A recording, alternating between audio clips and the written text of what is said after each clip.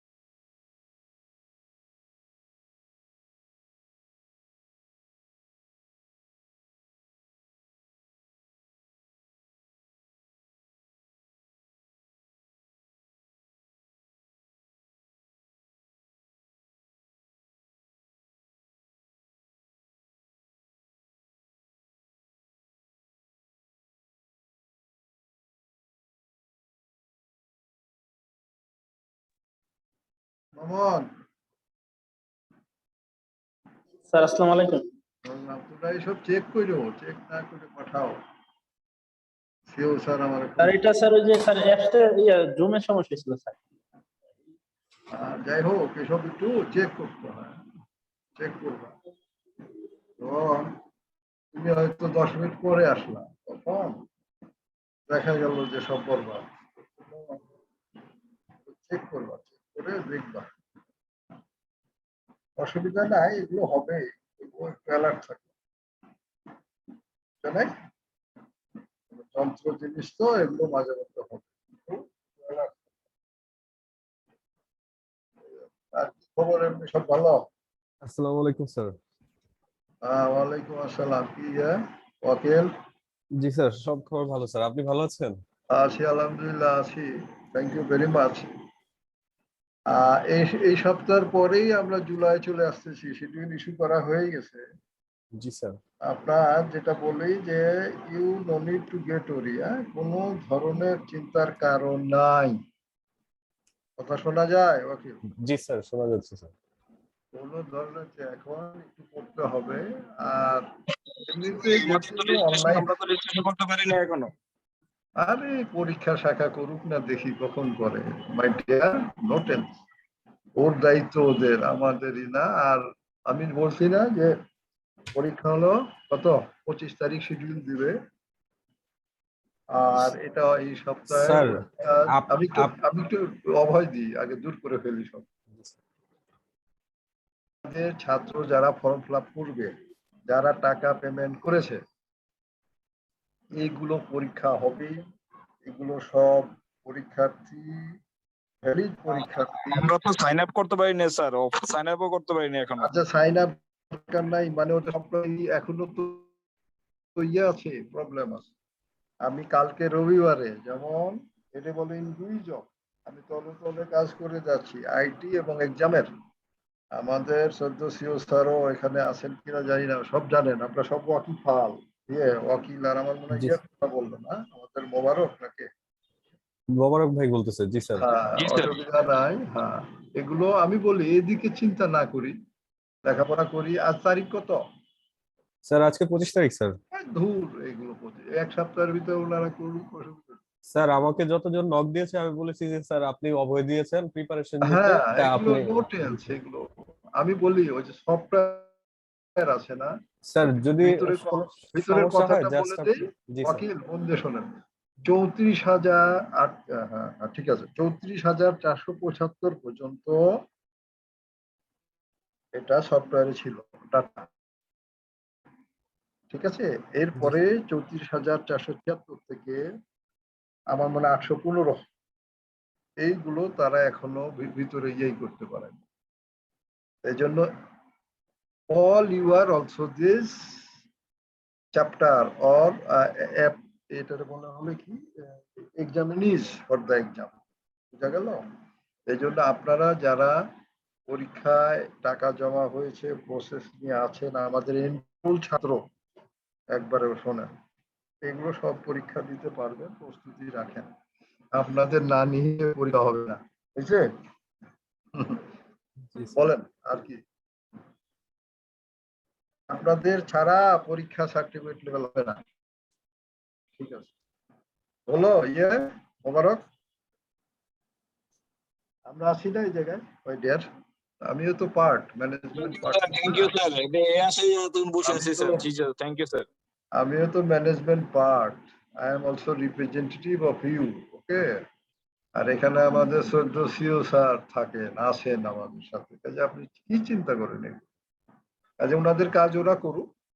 আমাদের CO sir already বলে দিয়েছেন কি, শুনবেন, যতক্ষণ পর্যন্ত এগুলো ঠিক না হবে, সব ছাত্র কনফার্মেশন না করবে, ততক্ষণ পর্যন্ত সফটওয়্যার খোলা থাকবে।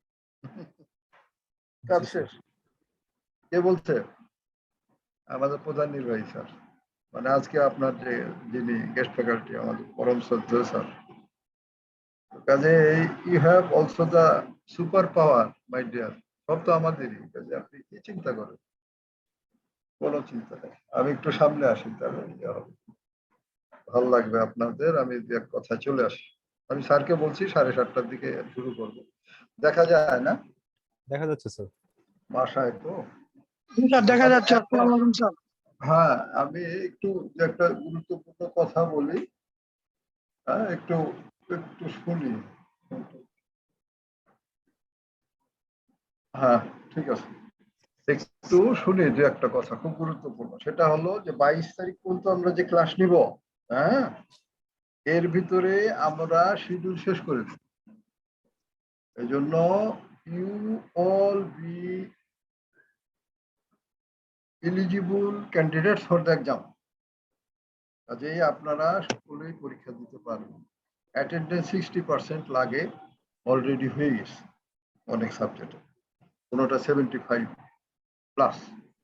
এখন একটু লেখাপড়া করেন। আর এই সেশনটা যেহেতু অনলাইন এক্সাম, কম্পিউটার বেসড, কাজে অনলাইন ছাড়া উপায় নেই। এই সেশনটা খুব হেল্পফুল আপনাদের জন্য। প্রফেশনাল অ্যাডভান্স সেটা ভিন্ন কথা, কিন্তু আপনাদের তো only ways to sit for the exam and based on computer. তো কাজে কম্পিউটারে ইয়া করে আপনার পরীক্ষা মন দিয়ে ক্লাস করেন, আর টিচারের কাছে সব জেনে নেবেন। আজকের যে সেশন, এটা থার্ড রাউন্ড, হ্যাঁ, ট্যাক্সে একবারই হয়তো পাস হয়ে যাবে, যে আপনাদের স্পেশাল কেয়ার নেওয়া হচ্ছে ইনশাল্লাহ।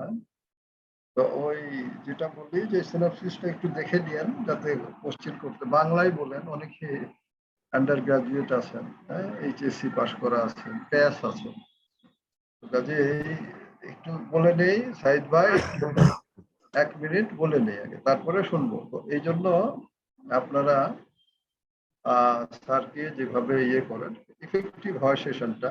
এমনিতে হয়তো বেশি ক্লাস ইয়ে হবে না। স্যারকে আমরা ইয়েতে নিয়ে গেছি, প্রফেশনালে, ওখানেও 2 দিন করে ইয়ে দেন। চাকরি করে ইয়ে করা খুব কি বলা যায়, একটু ডিফিকাল্ট স্যার। ভেরি ইয়ে। তো এই জন্য একটু ইয়ে রাখি। আর যেটা বলতে চাইলাম, যে সেশনটাকে একটু রেসপন্সিভ রেখেন। ইয়ে বলতে চাইলেন যেন আমার ভাই, হ্যাঁ বলেন। সাইদুল ভাই কিছু বলতে চাইলেন মনে হলো, রেজিং হ্যান্ড দেখছিল। আসসালামু বলেন। আলাইকুম জি ওয়ালাইকুম আসসালাম, বলেন। ভাই। আমরা হচ্ছে ডিটেল যে রুটিনটা, এটা যদি মানে পাইতাম তাহলে আমাদের জন্য ছুটি নেওয়াটা ইজি হতো আর কি। কোনটা? ইয়ে সিএল এর ডিটেল যে রুটিনটা আর কি, এটা পেলে দেখা গেল যে আমাদের ওই যে জন্য এক্সাম, জি জি জি। ওইটা এখন দিবে না। ওইটা হলো, এটারে বলে যে এই সিরিজ অনুসারে, হ্যাঁ, এটা টোটাল ক্যান্ডিডেট যখন হবে, একটু মন দিই, ইউ আর রাইট।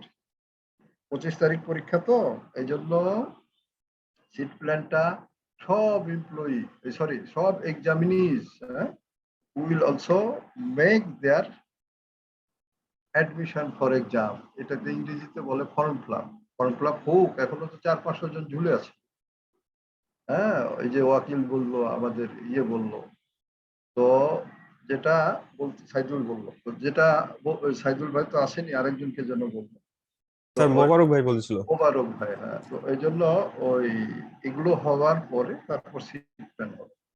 আর আরেকটু বলি, বিশেষ করে এই নর্থ বেঙ্গল রিজন, রাজশাহীর 8টি জেলা, ওয়াকিল একটু দায়িত্ব দেই দাদা, সেটা হলো প্যাসে ছাত্র যারা, আমরা রাজশাহীতে এবং রংপুরে পরীক্ষা নেওয়াবো, এই জন্য আপনাদের যারা ক্লাসমেট আছে, হ্যাঁ, আমরা যতদূর পারি হেল্প করবো। এই জন্য যেটা বলার যে আপনাদের প্যাস যারা ছাত্র আছেন একটু খেয়াল রেখেন তো, যে রাজশাহী, যেমন রাজশাহী 8টা জেলা, রংপুর 8টা জেলা, আমরা ওখানে সেন্টার খুলতেছি, চিটাগংয়ে যেমন আছে, লন্ডনে যেমন আছে, হ্যাঁ, তারপরে আমাদের ইয়েতে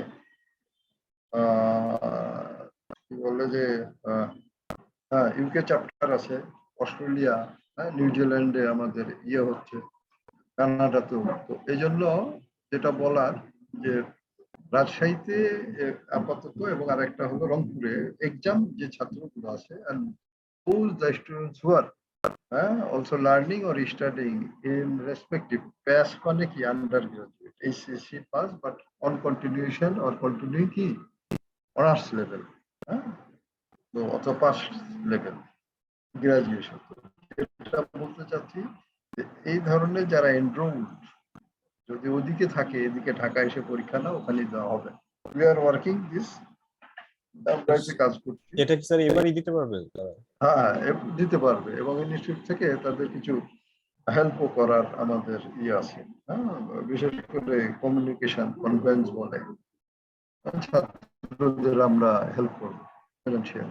আপাতত এই পর্যন্ত ডিসিশন আছে, অর্থাৎ কিছু কিছু ছাত্র আছে দে আর জয়নিং অনলাইন ফ্রম রাজশাহী, রংপুরে, ঢাকায় হয়তো নাই, ওখান থেকে ওরা তো থাকবেই, বাট এখানেও ঢাকা থেকে যদি if someone even else also learning they may go, তো ইনস্টিটিউট হয়তো ইয়ে করবে, কেন, এটা হলো অ্যাওয়ারনেস মোটিভেশন, এবং ওই সকল জেলা থেকেও ফর ডিস্টেন্সে যেন সকলে করতে পারে, সুযোগটা করা যায়, যেটা চট্টগ্রাম পাচ্ছে, লন্ডন পায়, ইউকে, তারপরে Asia, south American chapter Canada ওই দিক থেকে পায়, সাউথ রিজিয়ন এদিক থেকে পায়, এরকম আমাদের 8টা বিভাগে কালক্রমে করার চিন্তা আছে। আপাতত রাজশাহীতে সিটটা বসানোর এবং রংপুরে রাখা, এটা একটু মাথায় রাখি ওয়াকিল বিশেষ করে। আর আমাদের সাইদুল ভাই যেটা বললেন, যে ওই যে বুঝালাম, এক্সামিনি যে হোক, আর সব নিশ্চিত হোক, কনফার্ম হোক, I will further come and also noticed all of you that exam procedure or proceedings will be concluded very soon or on or before this day, তারপরে শিডিউল হয়ে যাবে, ক্লিয়ার? জি ভাই, থ্যাংক ইউ ভাই। যোগাযোগ আছে, হ্যাঁ, coordination আছে, internal external সব যোগাযোগ আছে, no way will also comply this for better understanding all of, clear my dear? জি ভাই, গেল থ্যাংক ইউ তো সো মাচ। নাকি? হ্যাঁ, হ্যাঁ, জি, বুঝতে পেরেছি। এই গেল। আর একটু ওই যেটা বলি যে আর ক্লাসে এমনি থাকেন আপনারা, দেখি ভালোই তো অ্যাটেন্ডেন্স, তবু আর একটু থেকেন, এমন না হয় যে 60% আমার অ্যাটেন্ডেন্স হয়ে গেছে, কাজে আমি আর ক্লাসে কি করি, এরকম হলে আপনার পরীক্ষা প্রস্তুতি ওইভাবে হয় না, হবে না, থাকে না। এই জন্য যতদূর পারা যায়, as far as good and until also completion this course, please join the session, my dear and respected all. Yes. মেয়েরা কথাবার্তা বলে না, ফারজানা, তারপরে মোর্শেদা, খুবই সব, এগুলো তো কথাবার্তা বলতে হবে। আগের সেশনের আমাদের ডিয়ারেস্ট এন্ড রেসপেক্টেড ফিমেলরা খুব ইয়ে ছিল, মুখরা, এটা না এটা, ওটা না এটা, এইসব কথা বলতো, মানে এডুকেশন রিলেটেড। আরেকটু বলি যে আমরা যখন এই যে, যেমন আমি এখানে কেন একটু লেট করতেছি, in the interest of you that students, মানে almost students may come and join the session effectively, যেন সবাই আসে, একসাথে শুরু করা যায়, সেশনটা জমে সুন্দর হয়, এই জন্য ওয়েট করতে। এর ভিতরে আমরা হয়তো কিছু আসতে দেরি হলো, আপনারা শেয়ার করবেন, কথা বলবেন যে ভাই educational purposes, group studies related top, যে আমার এটা নাই, আপনার ওটা আছে, বা এই সেই লেখাপড়া, অথবা আপনাদের করসপন্ডেন্স গ্রুপে এবার ওই প্রয়োজনে আমাদের রেকর্ডিং মামুন আছে, ওকে বলে দিলেন যে স্যার যখন আসবে তখন রেকর্ডিং চালু করেন, অথবা হোস্ট একজন এই যে আমাদের ওয়াকিল আছে, অন্যান্য যারা আরো আছেন, ওনারা পাওয়ারটা নিয়ে নেবেন, নিয়ে আপনাদের ভিতরে আলাপ করবেন। That means it's the appropriate station, all of you, to make consultations for the ways of improving of your running studies. এখানে যখন আসছেন এর থেকে ছুটে চলে গেলে তো আর এই যোগাযোগটা হবে না। এই জন্য আপনারা আরেকটা কাজ করতে পারেন, এটা আমি অতটা জানি না, যেমন নিজেদের গ্রুপের ভিতরে শেয়ারিং করেন। আর এটা আমাদের ক্লাসগুলো ফেসবুক, ইউটিউব এগুলোতে প্রহিবিশন, আমাদের যে অনলাইন ইয়েতে আছে নিয়ে যান, এগুলো আপনার অ্যাসেট, ইনস্টিটিউটের অ্যাসেট। প্লিজ রেকর্ডিংস গুলো কথা বলতেছি, আপনাদের নিজের কথা, আমরা পরিবার, এই জন্য ম্যাস কমিউনিকেশনে দরকার নেই, এটা উচিত না, এটা আমাদের নিজের ওন। এই গেল। আর এমনি কোনো সাবজেক্টে কোনো ইয়েতে যে এটা কম হয়েছে অথবা এটা একটু বাড়ালে এরকম কিছু মনে আছে কিনা ওয়াকিল, মনিকা?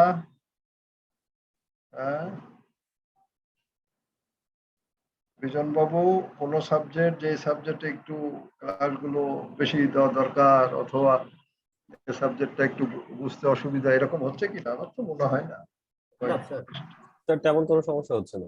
আচ্ছা, সবাই চেষ্টা করো, কারণ টিচার গুলো তো সব আমাদের নিজের, এবং এরা মূলত আপনার কেউ by I think status of ages and seniority, কেউ আপনাদের বড় ভাই বড় বোনের মতো, কেউ অভিভাবক। হ্যাঁ, হ্যাঁ, বিনয়, ভালো আছেন স্যার? Thank you. হ্যাঁ, থ্যাংক ইউ বাবু। স্যার আমার যেটা স্যার সেটা হলো স্যার, ওই যে আমাদের যে ট্যাক্সের যে চেঞ্জ গুলো আসছে, তো এখন ওই ট্যাক্সের বিষয়ে যদি একটু ক্লাসটা একটু বাড়ানো যাইতো স্যার, নতুন যে ইয়াগুলো আসছে স্যার। 22 তারিখ পর্যন্ত তো হবেই, এর ভিতরে আমি শিডিউল দেখছি। আচ্ছা, আরেকটু বলি, যে 3 দিন ঈদের যে লিভ, যেটা ফেস্টিভ্যাল লিভ, আমরা 3 দিন 4 দিনের বেশি নিয়ে না, কারণ অনলাইন ক্লাস তো। আমি বলতে চাচ্ছি আপনাদের ক্লাস 25 এক্সাম, তো এই জন্য যতদূর আপনারা ক্লাস করতে পারবেন, you will be benefited my dear you all. আমরা কোরবানি করবো, ইয়ে করবো, দূর যাই, কিন্তু কমিউনিকেশন তো অনলাইনে। এই জন্য হয়তো 5 দিন নেন, আগে পরে 3 দিন, আগে একদিন পরে একদিন। বেশি ছুটি নিলে হবে কি, যে আপনার এই ক্লাসগুলো একটু বেশি করলে বেশি জানবেন। আমি আপনাদের সাথে বলতেছি, এটা তো বন্ধ ইনস্টিটিউট 8 দিনে 6 দিনে করতে পারবে, তাই না? অথরিটি ডিসিশন নিতে পারে। যেটা বলতে চাচ্ছি যে এটা চিন্তা করেন, but what the proposals will be come from all of you, the institute will consider. আপনারা যা বলবেন এটাই, লেখাপড়াটা কার? আপনাদের, আপনাদের বৃহত্তর স্বার্থে। কখন? যখন দেখবো যে না আপনার স্বার্থ একটু ব্যাঘাত ঘটছে, তখন উইল ইন্টারফেয়ার, তাছাড়া না। তার মানে the institute, that means we all also consider all the sequences and benefit all of you, my dear. আপনি কিছু কিছু নিজের জানেনই না, আমরা ওটা বৃহত্তর স্বার্থে চিন্তা করে থাকি। ইনস্টিটিউট আবার কিছু কিছু জিনিস আছে, আপনাকে যখন ইন্ডিপেন্ডেন্ট করে দিচ্ছি, দেখতেছি যে আপনি এটা একটু অন্যদিকে ইয়ে হয়ে যাচ্ছে, তখন আবার controlling. That means we are here and there surrounding you with our all sorts of what services and initiatives for doing good all of you and to cut the success in the exam. আমরা মনে হয় দেখি attendance ভালোই হলো, আমরা স্যারকে request করে sir আসছেন মনে হয় নাকি, দেখি একটু। অকিল স্যার আসছেন? আসেননি এখনো। আচ্ছা, ঠিক আছে, আসবে, আমার সাথে কথা হয়ে গেছে, আর একটু কেউ প্রবলেম ছিল, ওইটা আমি কনফার্ম নিজে করছি। ঠিক আছে। Sir also telephone me, even I also talked with him, no problem. তো এই গেল। আচ্ছা, এখন সেদিন আমি একটু কথা বলছি, কাজে ওই বিষয়ে না যাই। এখন যেটা হলো কি, যে যেটা আরেকটু মন দেখি, চয়েজিং ইন দ্য এক্সাম, রেকর্ডিংটা রেখেন। আমি কবে এসে এখানে একটা বিস্তর এক্সাম টেকনিক কথা বলে দিয়েছি, তো এই জন্য ওই রেকর্ডিং যেটা ওয়াকিল গত ইয়েতে স্যারের ক্লাসে মনে হয় আমি একটু সাজিয়ে যাই, তো স্যারের জন্য। তো এই যেটা ওইখানে বিশেষ কিছু কথা ছিল যেগুলো সকলের জানা উচিত এক্সামের। তো এখন ওটা একটু ফলো রেখেন, আপনারা রেকর্ডটা পারলে পরে শুনেন। এখন যে একটা কথা বলি এসেনশিয়াল, আপনি যখন এমসিকিউ চয়েস করবেন তখন সেখানে না জেনে আপনি না পড়ে অ্যান্সার করেন না। এটা খ হলো, অথবা এমন কোনো থিঙ্কিং অর স্ট্রাকচারাল কোনো নিয়ম দেখা গেছে অনেকে, যেটা বিদিসি এটা সি হবে, এটা দিদিসি এটা ইয়ে হচ্ছে, তো ভিতরে কি এটা পড়ে না, এইভাবে বোনরা এটা পরীক্ষা বলা হয় না।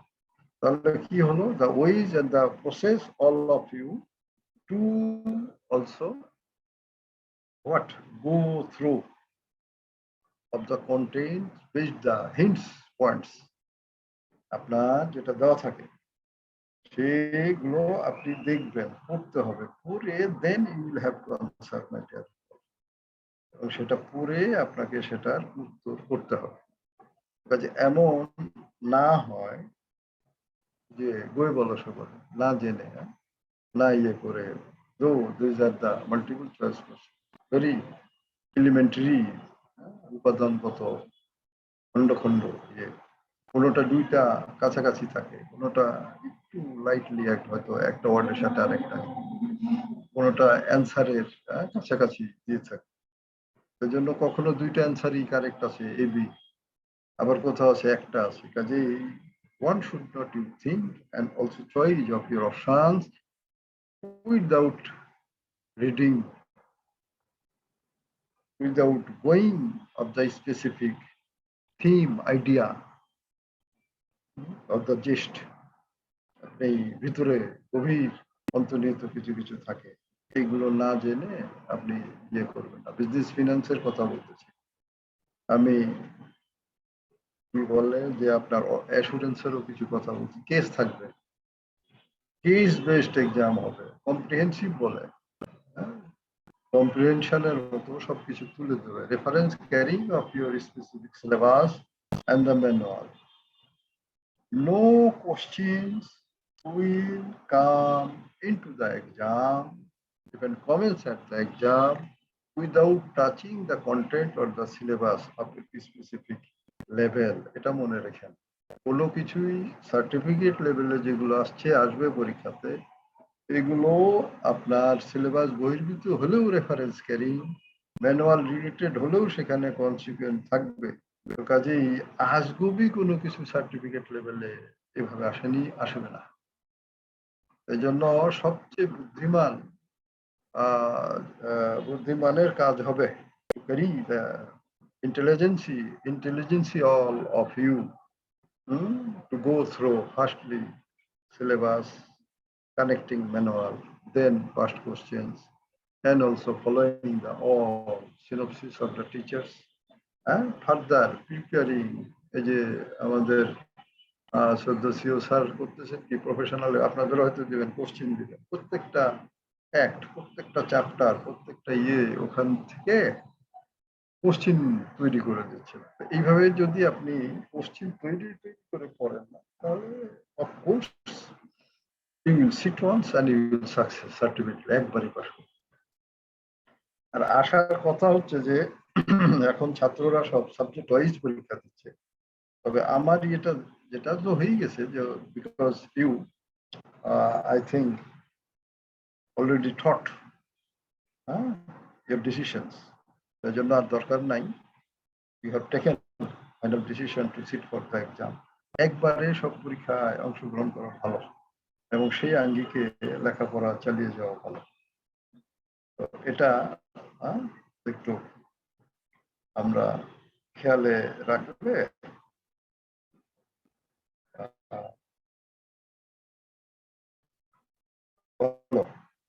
however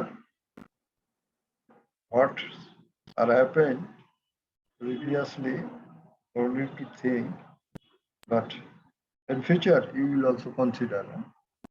এই জন্য এগুলো একটু খেয়াল রাখি। আর একটা হচ্ছে নোটাবেনি কিছু কিছু থাকে, যে একটা প্রশ্ন লেখা থাকে, ওগুলো স্ট্রাকচারাল, বিশেষ করে বানান ভুল না হয়।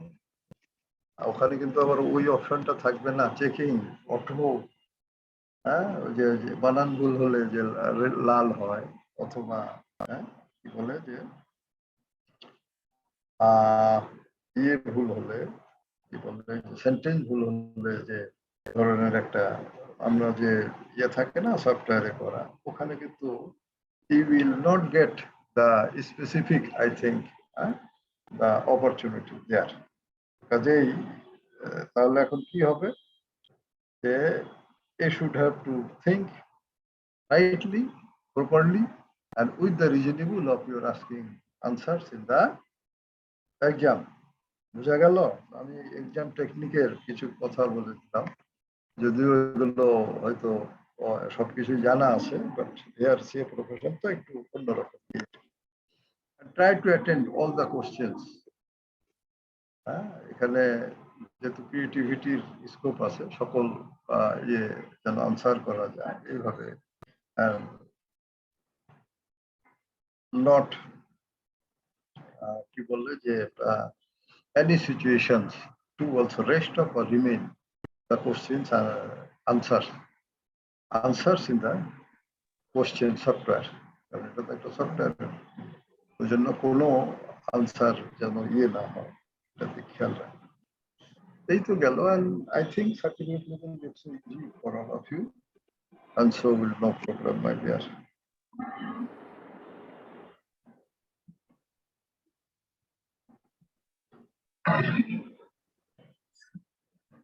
ওয়াকিল স্যার আসেন নাই না? না স্যার স্যার আসেন স্যার। ঠিক আছে, আচ্ছা। ঈদের এমনি আমি একটু জেনে নেই, ভালো হবে। যদিও বহু 10 তারিখে বলতেছে, এমনি সম্ভাব্য ধারণা যেটা, but subject to rise of the moon, কয়দিন ছুটি হলে ভালো? যেমন দেখতেছি 9, 10, 11, হ্যাঁ, শুক্র শনি পড়ে গেছে। এই জন্য যদি আগে একদিন, মানে সরকারি ছুটির আগের একদিন আর পরে একদিন বন্ধ রাখি, 5 দিন হবে, এটা ভালো না? এমনি মতামত কি? কোথায় যেন সিনিয়র লেভেলে বললাম, তো বলে যা আপনার ভালো তাই করেন। তো এটা না, সবকে জানিয়ে এবং যেটা যার যেখানে as and where also set, and to get them the what freedom দিয়ে সেই ডিসিশনে আসা ভালো। আর এই জন্য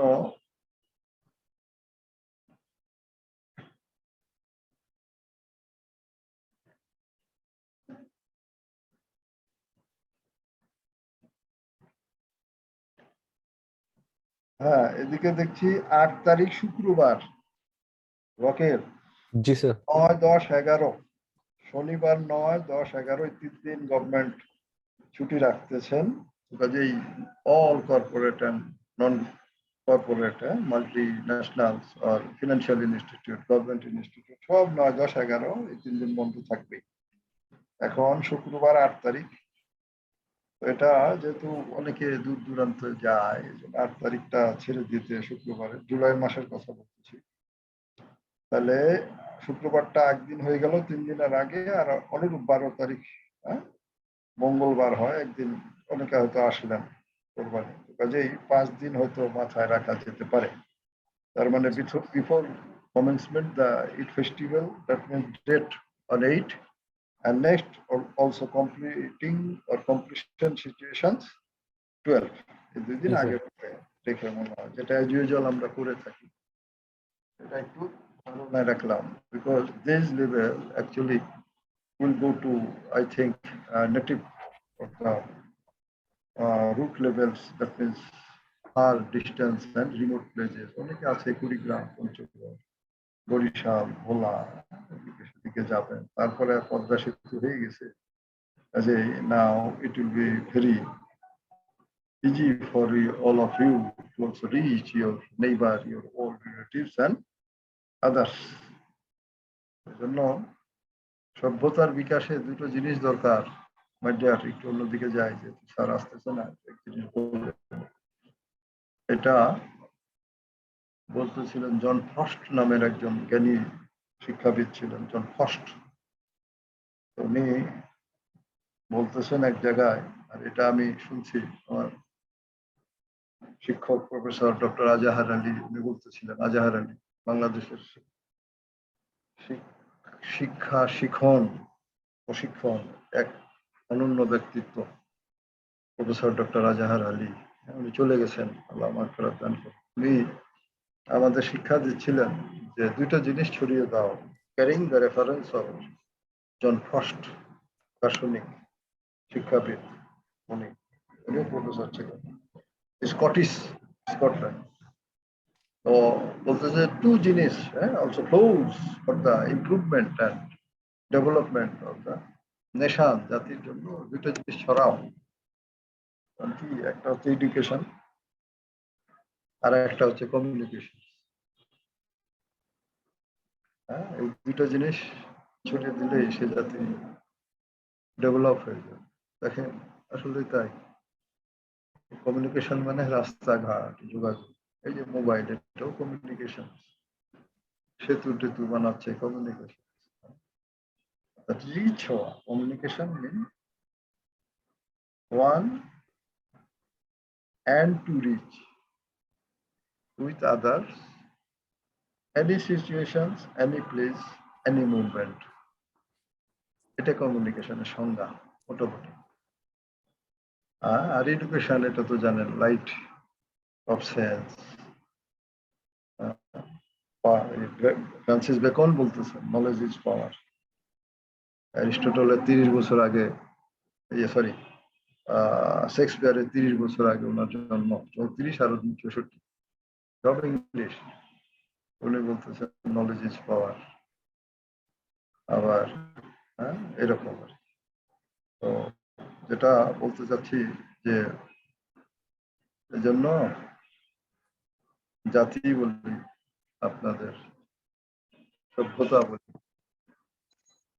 দেশ বলি, দুটো জিনিসের উপর গুরুত্ব বেশি, শিক্ষা এবং যোগাযোগ।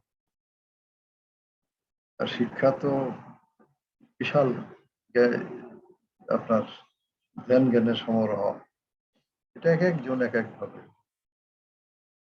আইডেন্টিফিকেশন করছেন, এগুলো জানেন, পরে আবার জানবেন। আমি দেখি স্যারকে একটু ফোন করে দেখি স্যার আবার কোন ইয়েতে পড়লেন, আমার আবার অন্যদিকেও একটু মুভ করতে হবে।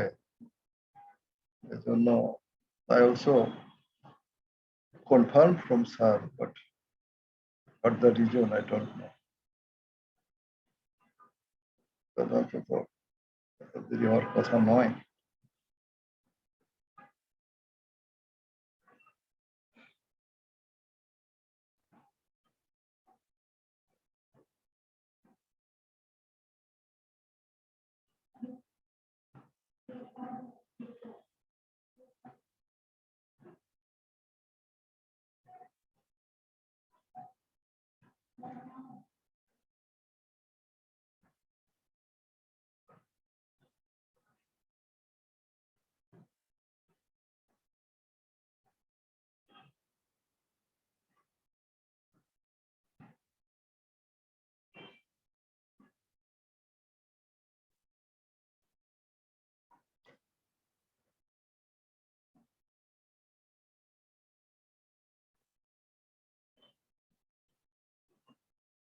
ব্যস্ত থাকে তো মনে হয় কোনো আর কি আছে, পড়ে গেছে, আসবে, অসুবিধা নাই, যেহেতু আমার সাথে he has been confirmed.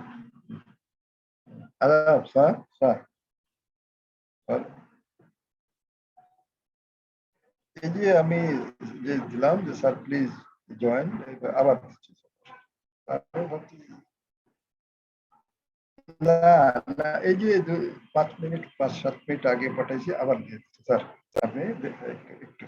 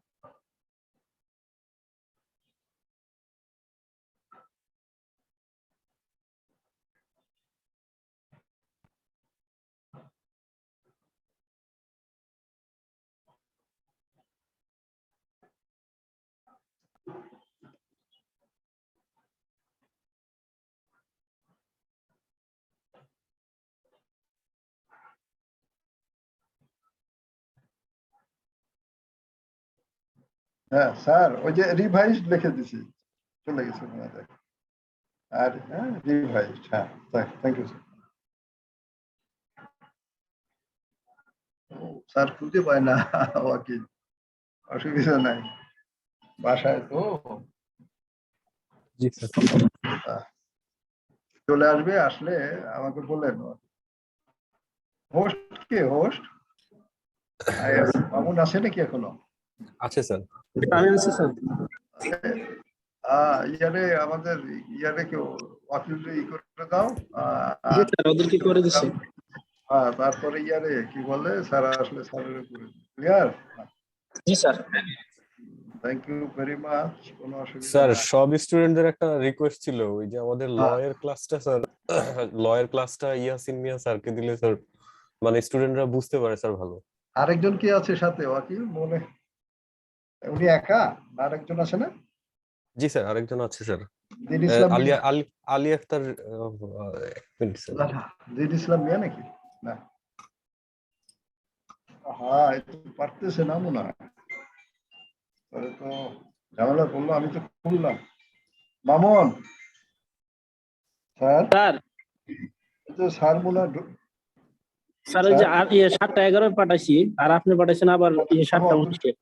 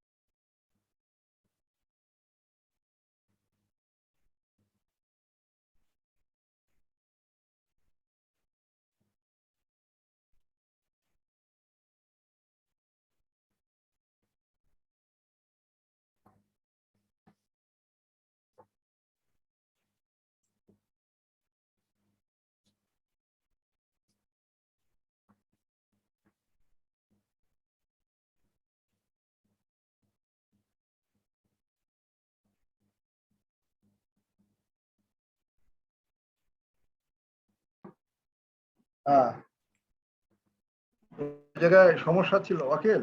Sir জি স্যার আমি পাঠাইছি স্যার মেলে, জি স্যার মুখ থেকে মানে সার্চ করতে, এই জন্য অসুবিধা নেই। জি স্যার এটা বলবেন। স্যার আমাদের সাথে আচ্ছা, সাথে ওই যে ইয়ের যেটা আমার কাছে আছে, আমরা কাজ করি উনি আসুন, ইয়াসিন মিয়া। স্যার আনোয়ারুজ্জামান স্যার আছেন ওনার সাথে, ও তো স্যার হ্যাঁ। স্যার এমনিতে নেগোশিয়েবল ইনস্ট্রুমেন্টটা যেন যদি স্যার ইয়াসিন স্যার নেয় তাহলে কোনটা ইয়াসিন মিয়া দিয়ে পড়াতে হবে মাজার? স্যার ওই যে নেগোশিয়েবল ইনস্ট্রুমেন্ট আমাদের 2 নম্বর চ্যাপ্টারটা স্যার। আচ্ছা আচ্ছা, বুঝে গেছি। হ্যাঁ, বলে দেব পড়াবেন, লাগে উইল ইনক্রিজ দা ক্লাসেস। আচ্ছা স্যার থ্যাংক আনারুজ্জামানও ইউ। ভালো, বাট ইয়াসিন মিয়া সিনিয়র, তো সিনিয়র হলে যা হয়, জি স্যার তো এই জন্য will consider and take as your proposal, no problem. আচ্ছা স্যার থ্যাংক ইউ স্যার। আপনারা যা বলবে আমরা গুরুত্ব রাখবো, দেবো। No problem. জি স্যার এই গেল। আর একটু ওই যে কথাবার্তা একটু বলেন সবাই, বলে শুরু করেন। আমার ওই যে একটু অ্যাডভান্সে ঢুকতাম, অলরেডি স্যার চলে আসছেন, কাজে অসুবিধা হবে না। আর good attendance, my dear you all. তাহলে প্লিজ ক্যারি, আজকে কি থার্ড রাউন্ড, পঞ্চম ষষ্ঠ ক্লাস। জি স্যার তো কাজে সিনপসিস যেগুলো পাওয়া গেছে এগুলো একটু ওইভাবে আবার দেখবো। And I think I would not like to also increase my talk surcharge আর কথা না বাড়াই, আর স্যারকে রিকোয়েস্ট করি। অ্যান্ড ওটা আমাদের একটা ইয়ে ছিল আসলে, যেটা পাঠালাম সকালে, ওটা আইটির মনে হয় একটু প্রবলেম ছিল। No worry, I was here, no problem. আর যেহেতু 8টা একবারে আমার মনে হয় সেরে নয় ভালো হবে। I also request on behalf of you to our honorable guardian, our sir. Thank you very much, sir. I am your Halim, sir, and please you may come in videos and just to start your valuable guidance and instructions. Thank you, sir. We are also seeing you, and you may kindly start. আর রেখে গেলাম ওকে বুঝে সুঝা আমরা সবাই response করি, responsive থাকি। Thank you sir. আদাব। আসসালামু আলাইকুম sir. Okay. Good evening to everybody. Good evening sir. Welcome to this session. I think I had some other sessions with you. So we missed one class maybe on Thursday because of some unavoidable circumstances. So I think we can cover up in this session.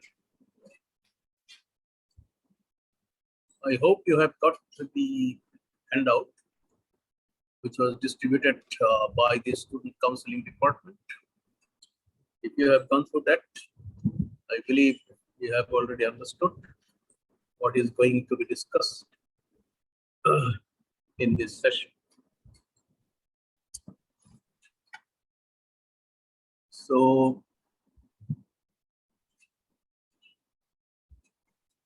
this is actually section 19 of the Income Tax Ordinance 1984. So section 19 is an elaborate discussion about the deemed income and investment of goods. So this is very important for you to understand. And this section is actually related to other sections like section 33, section 31, section 24, section 28, section 26. All these sections are actually related to this section. So when we will be discussing at length, you will be able to understand how they are related to other sections. First of all, if we start with section 19, subsection 1, what is said there? If you look at the book, you will see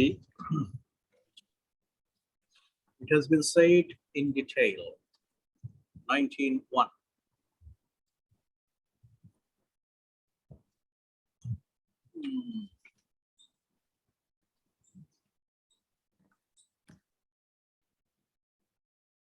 it is said that where any sum of money or any sum is found credited in the books of an assessee maintained for any income year, and the assessee offers no explanation about the nature and source thereof,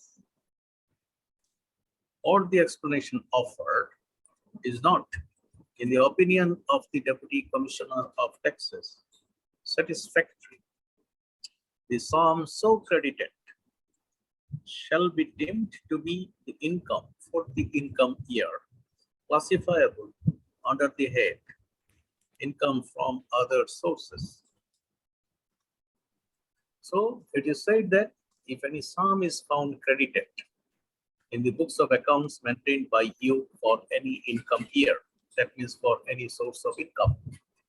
So found credited means if something is found credited in the bank account, that means an amount has been deposited into your bank account by somebody else.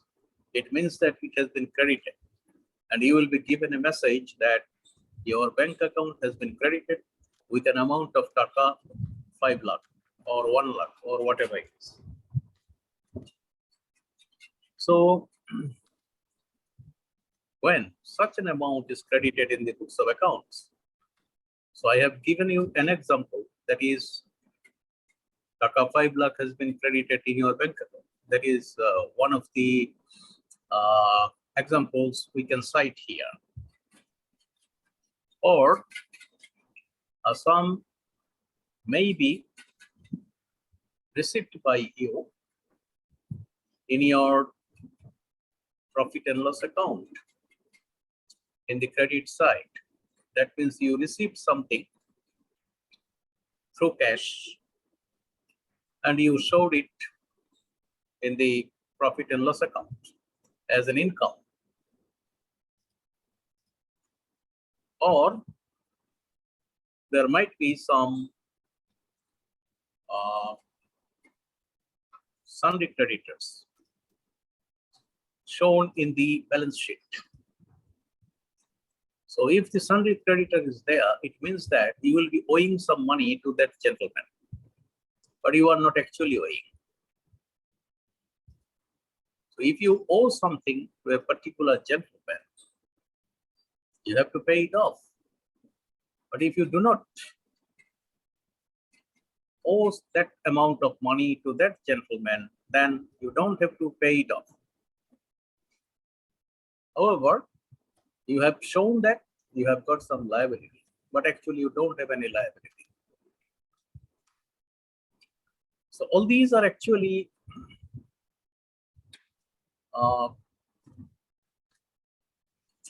cash credits. We can better say this is cash credit. And you have got some source of income, and that should be explained by you to the Deputy Commissioner of Taxes whenever asked. Because, as I said to you, when a particular sum of money is credited in the bank account, you must have a source of it. That means somebody has given it to you for any reason. So the Deputy Commissioner of Taxes will definitely ask you to explain it, how you got that money, why you got that money. If you have got that money from any customer, that means he has bought some goods and now he is paying it off. In that case, it is okay. The transaction should be reflected in the books of accounts, the purchase book, and at the same time in the bank account. So if you can explain it properly, it should be accepted by the Deputy Commissioner of Taxes. But if you cannot explain it properly, that means the explanation offered by you is not satisfactory in the opinion of the Deputy Commissioner of Taxes, or the explanation is not satisfactory. In that case, that sum must be treated as income from other source. That means this amount has to be treated as income from other source under section 33. So this is not an income from your business, Rather, this is an income from other source, and the DCT will assess it under section 33. So in the assessment order, he will write that this is an income which has been shown in the bank account of the SSC, but the SSC could not explain the source of that income, or the explanation given by the SSC is not satisfactory in the eye of law, or in my opinion. So I add this income as an income of other source or income from other source under section 33, read with section 19(1). So this has to be written by the DCT in the assessment order. So the assessment order will have two sources of income maybe. One source of income is that income from business is being assessed by the Deputy Commissioner of Taxes, or the income from business is calculated by the Deputy Commissioner of Taxes, and at the same time, he is also calculating income from other source under section 33. So these two sections have to be mentioned by the DCT in the assessment order. So that's why what I said at the beginning, that section 19 is related to other sections. So here one section would be income from business under section 28, and income from other source under section 33. So these two sections are related to section 91. I hope you understood it. If you haven't understood it, then you can ask me any question with regard to that.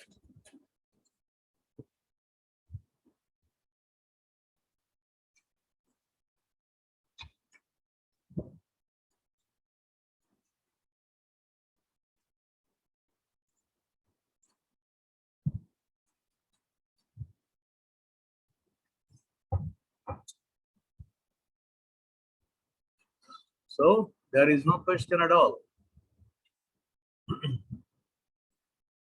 If you don't have any question, then we can move to section 19(2). That means subsection 2 of section 19. Yes, sir, we can move. Okay, then what is said there in that section? Where in any income year, the SSC has made investments or is found to be the owner of any bullion, jewelry, or other valuable article, and the Deputy Commissioner of Taxes finds that the amount expended on making such investment or in acquiring such jewelry, bullion, or other valuable article exceeds the amount recorded in this behalf in the books of account maintained by the SSC for any source of income, and the SSC offers no explanation as to about the nature and source of the amount, or the explanation offered is not, in the opinion of the Deputy Commissioner of Taxes, satisfactory. The excess amount shall be deemed to be the income of the SSC for such income year classifiable under the head income from other sources. So what is said here, the SSC or the taxpayer is possessing some bullion, jewelry, or any other valuable article.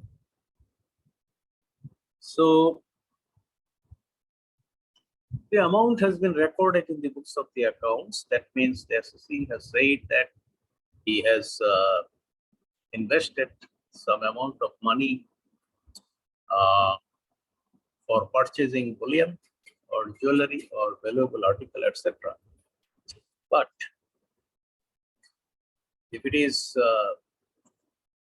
in the information of the Deputy Commissioner of Taxes, that means if the Deputy Commissioner of Taxes comes to know that the value of the jewelry is more than what has been recorded in the books of accounts, or the bullion, whatever has been purchased by the SSC, is not the real figure he has shown for it.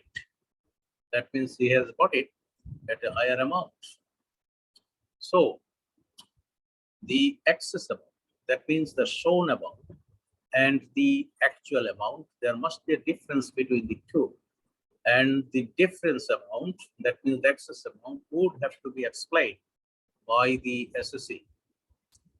The Deputy Commissioner of Taxes would definitely ask for the explanation that you have shown your bullion was worth taka 10 lakhs, but what the evidence shows is that your bullion is actually worth taka 15 lakhs.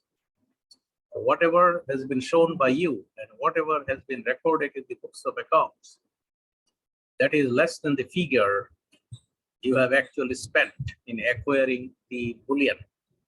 So that's why the excess amount of taka 5 lakhs is to be explained by you, how you got that amount, excess amount, and what was the source. So the SSE is supposed to explain it with some evidences. And if he cannot explain it properly, then the Deputy Commissioner of Taxes would treat the excess amount as income from other source under section 33. This is also the same section the DCT will apply. Section 33 read with section 19.2. So similar thing as we have seen in section 19.1. So in section 19.1, the subject was a bit different. That was an amount credited, was credited in the books of accounts. Now he is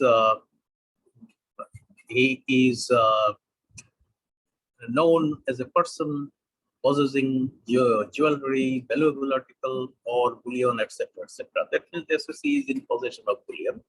So he has got some assets and he has spent some money in acquiring the asset. So that's why he has to explain the source of that income. But here, one thing is that the asset has been recorded at a certain amount of money. Asset means the bullion or valuable article or jewelry, whatever it is. It has been recorded at a certain amount of money, but afterwards the Deputy Commissioner of Taxes finds that that amount is not actually correct or is not the true reflection of the total value of the bullion, but real value of the bullion, we can say. And that's why the excess amount, which is the actual value, that has to be explained by the DCT. So if he cannot explain it properly, the reason, the consequence would be as in section 19.1. That means that amount has to be treated as income from other source under section 33. And the DCT will write in the assessment order that this amount has been assessed under section 33, read with section 19.2.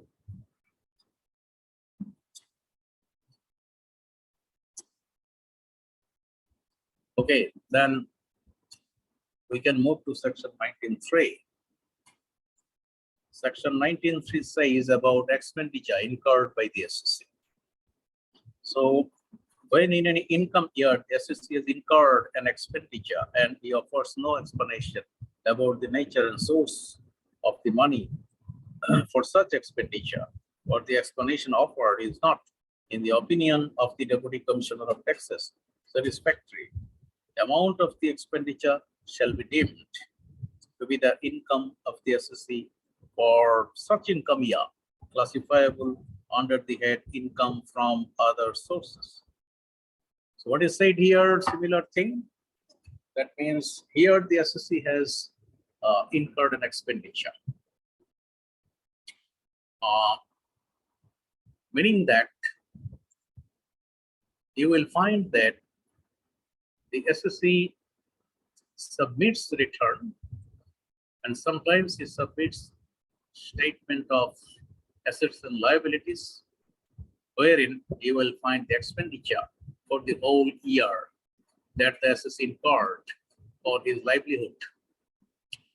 So this expenditure should be covered by the income he has earned during the income year or throughout the income year.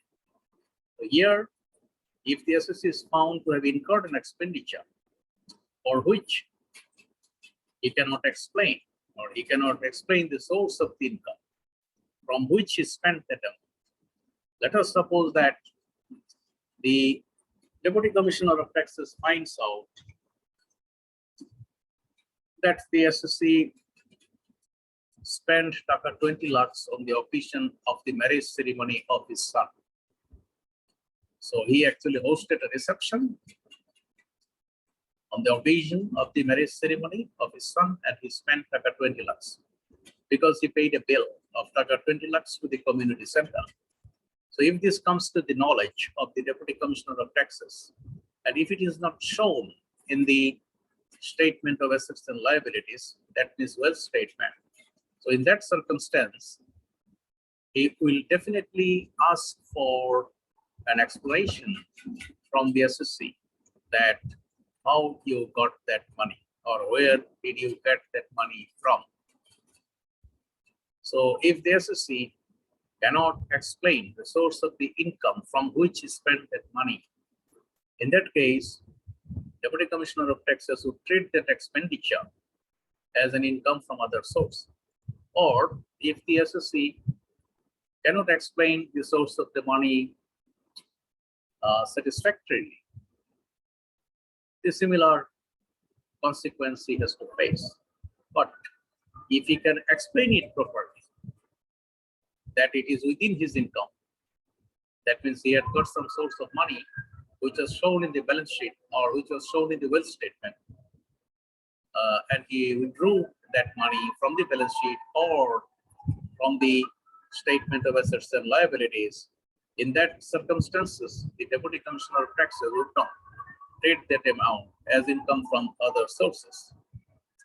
But the final thing is that if the explanation is not proper, or if the explanation is not satisfactory with regard to the source of that money, in that case, the Deputy Commissioner of Taxes will treat that income, that means that amount of expenditure which is spent, as income from other source under section 33, read with section 19(3).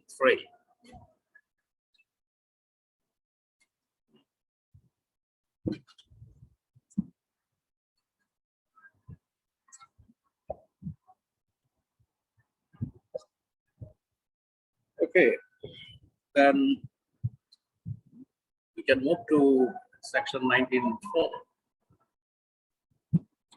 where in the financial year immediately preceding the assessment year, the assessee has made investment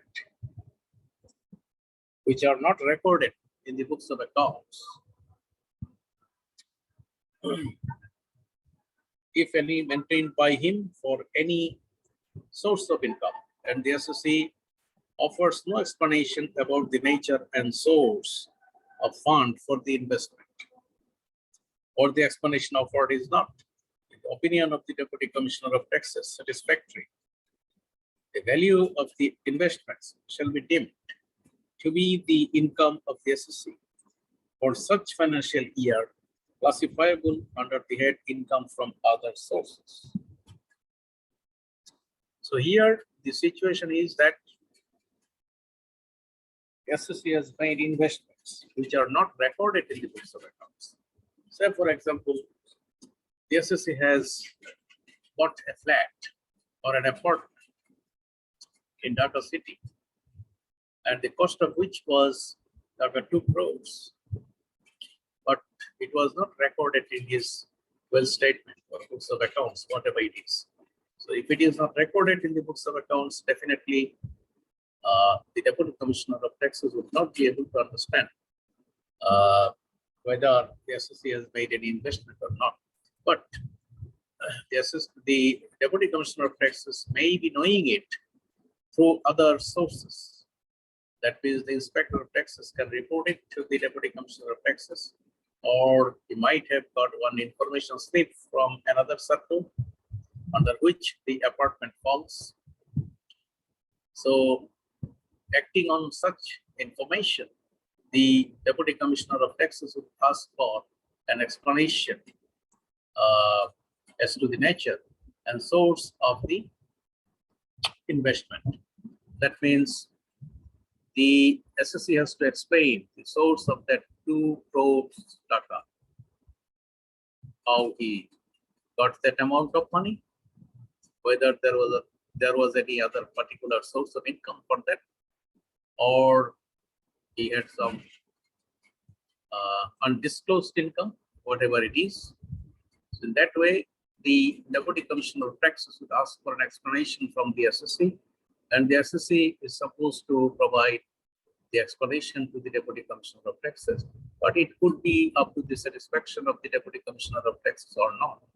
So if it is up to the expectation of the Deputy Commissioner of Taxes, then it is fine. But if it is not, then the DCT will add this income in the total income of the SSC, treating it as an income from other source under section 33, read with section 19(4). So I believe that it is also okay for you. Yes.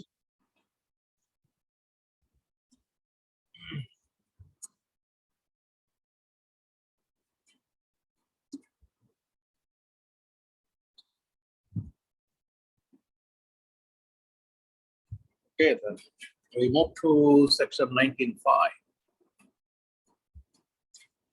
It is said in this section that where in the financial year immediately preceding the assessment year, the SSC is found to be the owner of any money, bullion, jewelry, or other valuable article which is not recorded in the books of accounts, if any, maintained by him for any source of income, and the SSC offers no explanation as to the nature and source of that money. That means the money is spent for acquisition of bullion, jewelry, or other valuable article. Or the explanation offered is not satisfactory in the opinion of the Deputy Commissioner of Taxes. And that money then would be deemed to be the income of the SSC. For such financial year, classifiable under the head income from other sources. Earlier, we discussed about the possession of bullion, jewelry, or valuable article. But in that section, we said that it has been recorded in the books of accounts, but the actual price was not disclosed by the SSC. But the Deputy Commissioner of Taxes afterwards came to know that the price of the bullion or jewelry was much more than what was shown for that bullion or jewelry in the books of accounts. So that's why the excess money was to be explained by the SSC, how he got that money or where did he got that money from. But here a little bit difference you will see, and the difference is that the SSC is found to be the owner of a bullion, jewelry, or valuable article, but this is not actually recorded in the books of accounts. So if it is not recorded in the books of accounts means if it is not recorded in the statement of assets and liabilities, it indicates that the SSC did not show it willingly or deliberately. So he has not shown it in the statement of assets and liabilities, but afterwards the DCT came to know that he is in possession of a bullion or jewelry or valuable article, whatever it is. And in that case, since it is not recorded in the books of accounts, now the Deputy Commissioner of Taxes would definitely ask for an explanation as to the nature and source of the income through which or by which or with which he bought that valuable article or bullion. So if the SSC can explain it properly, then it is accepted by the Deputy Commissioner of Taxes. But if he cannot explain it properly, then this amount would be treated as income from other source under section 33, read with section 19(5). So this is the difference between the two.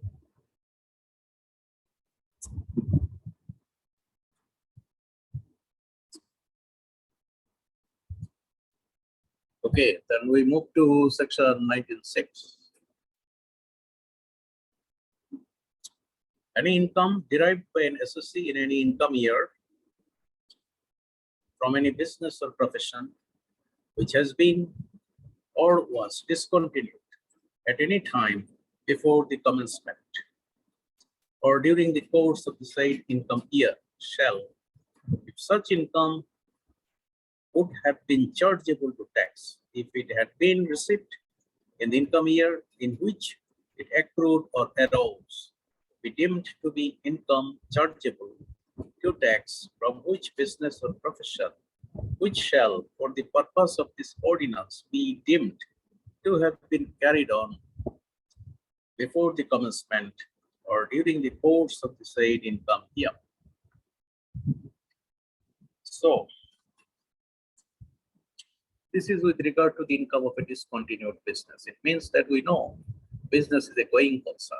Going concern means it will continue. Even if the owner of the business goes away or abandons the business can continue because it could be continued by another person. If the owner dies, his successor could continue with the business. So that's why we say that it's a going concern.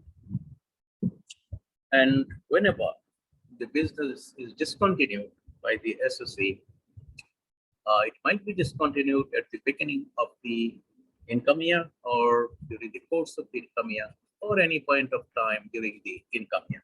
But still then it would be treated as has been continued by the SSE, and the income of that business would be assessed by the Deputy Commissioner of Taxes. So now, say for example, the business was continued in the previous income year, maybe for 6 months. And in this assessment year, it will definitely be assessed for the income of the 6 months of business if it could be proved by the SSE that the business was continued for 6 months. Otherwise, it would be assessed for the whole year of 2021 or whatever it is, whole of the income year. Now a question may arise.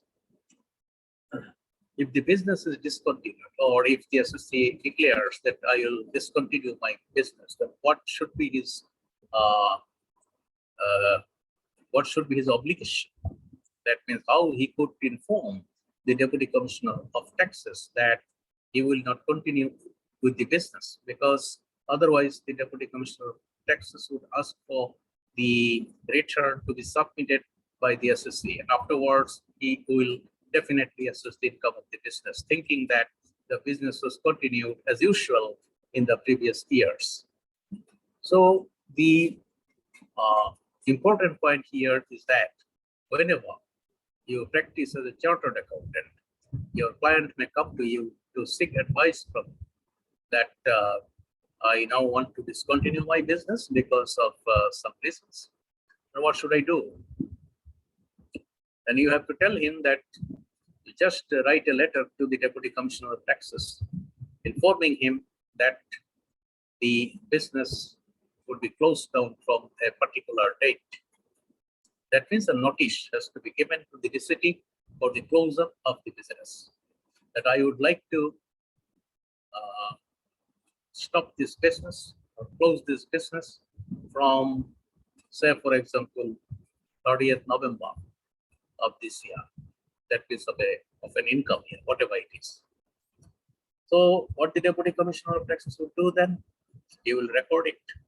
That means he will keep the letter with him, and he will send his inspector of taxes to the place of the business to see for himself whether the business has already been discontinued or not. So if he finds that yes, the business has been discontinued, if the inspector just makes a report like that, in that case, he will just write in the assessment order that the business was discontinued by the SSE from so and so date and the place of business was inspected by the inspector of taxes, and he made a report to me stating that the business was actually closed down. So the income of the business could be for a period of how many months? From July to November. So it is about 5 months, and income would be calculated for that. So whatever it is, the income could be assessed, but taking into consideration the practical situation of the business, and that is the usual way of doing it. But sometimes you will see that the SSC does not inform the closure of the business to the Deputy Commissioner of Taxes because of ignorance. They do not know that they have to inform it to the Deputy Commissioner of Taxes. So it would be the wise advice from your side to the SSC to inform the Deputy Commissioner of Taxes. But if you are authorized by the SSC, you can also inform the DCT with regard to the closure of the business. That is also possible. So that should be the usual way of doing it. Okay, so this is 1906, and we can move to 1907. In 1907, it is said any dividend declared or distributed by a company shall be deemed to be the income.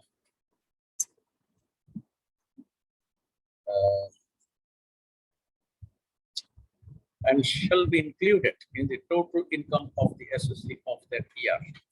So in the bracket, it has been said to be the income of the income year in which it is received, and shall be included in the total income of the SSC.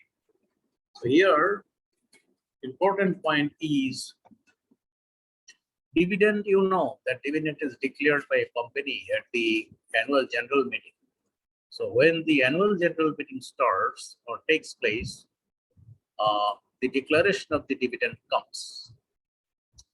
So when declaration of the dividend comes, people understand that yes, they will be given dividend at a certain percentage, maybe at 5% or 10% or 15%, whatever it is, on the face value of the shares. So mere declaration of dividend would not be treated as income, because it should be treated as income of the income year in which it has been received by the SSC. So whenever the income is declared, it's not an income. But whenever it is received by the SSC, then it becomes an income. So that is the core thing you have to remember.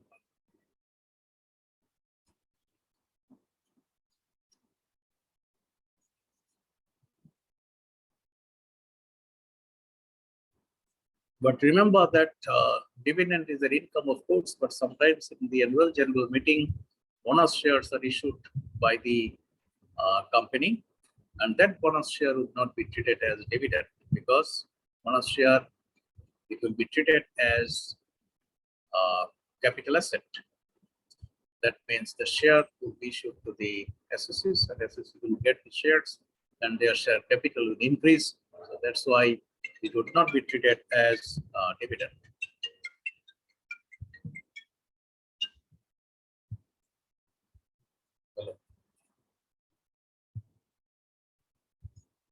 বলছি যে ওইটা তুমি পরবর্তীতে যোগাযোগ করবে, তো তোমরা বললা সেই জন্য দিয়ে দাও। আমি তো বলছি যোগাযোগ করতে বলছি।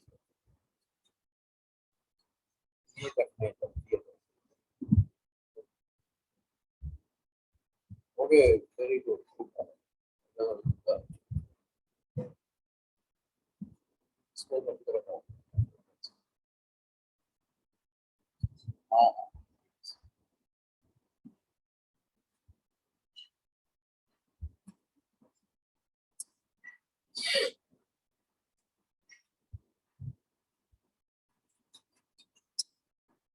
Okay, then let us move to section 19.8. where any asset not being stock in trade or purchased by an associate from any company, and the Deputy Commissioner of Taxes has reason to believe that the price paid by the associate is less than the fair market value thereof. The difference between the price so paid and the fair market value shall be deemed to be the income of the associate, classifiable under the head income from other sources. So it means that if you buy an asset, that means you are an associate and you are buying an asset from a company. So if you buy an asset from the company, and definitely you will show the price at what price you have bought the asset. Maybe it's a plant or it's a machinery that you have bought from the company, and you have shown a price, of course. Afterwards, if the Deputy Commissioner of Taxes finds that the price you paid for the asset to the company was actually less than the fair market value of that asset, meaning that if the land was worth taka 5 lakhs, but you have shown that you have paid for that asset taka 3 lakh.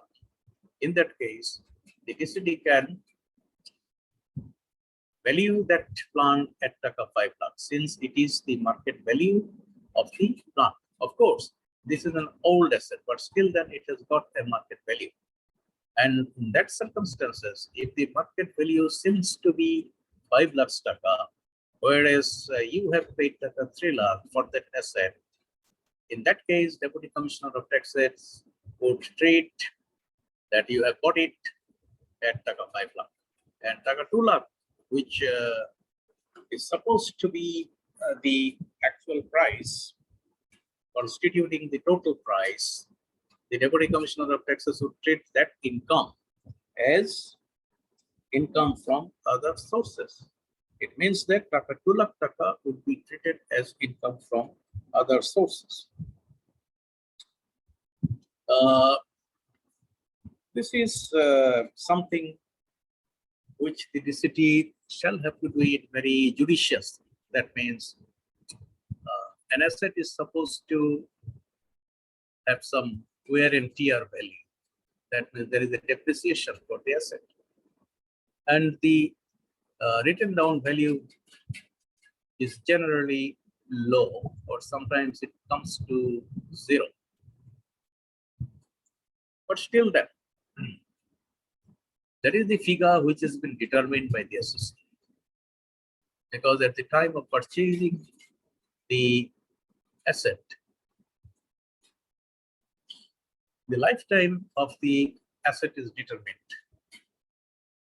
Say, for example, you have bought one machinery at taka 20 lakhs, and you have determined that the asset will continue for a period of 10 years.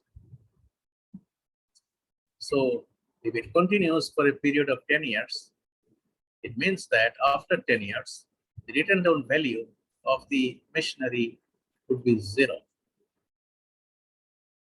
But still then, the machinery might not be worth 0. It might be worth some value. So in that circumstance, if the Deputy Commissioner of Taxes finds that the value, that the plant was purchased by an associate at taka 2 lakh, but actually this is worth taka 5 lakh in the market, in that case, he will treat the difference between the two, that's the 3 lakh taka, as an income from other source, and it will be taxed by the Deputy Commissioner of Taxes. So that is what is said here in the relevant section.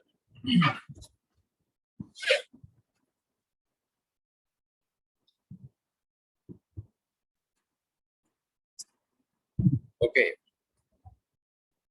Then let us move to section 19.9.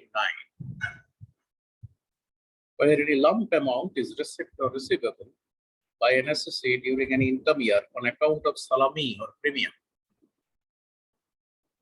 by virtue of lease, such amount shall be deemed to be the income of the assessee for the income year in which it is received and classifiable under the head income from other sources, provided that the option of the assessee may ask for allotting the amount for the purpose of assessment proportionately to the years covered by the entire lease period.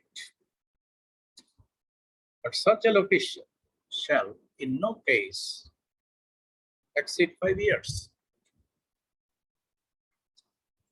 What is said here is that sometimes you will see that there is a salami money or a premium.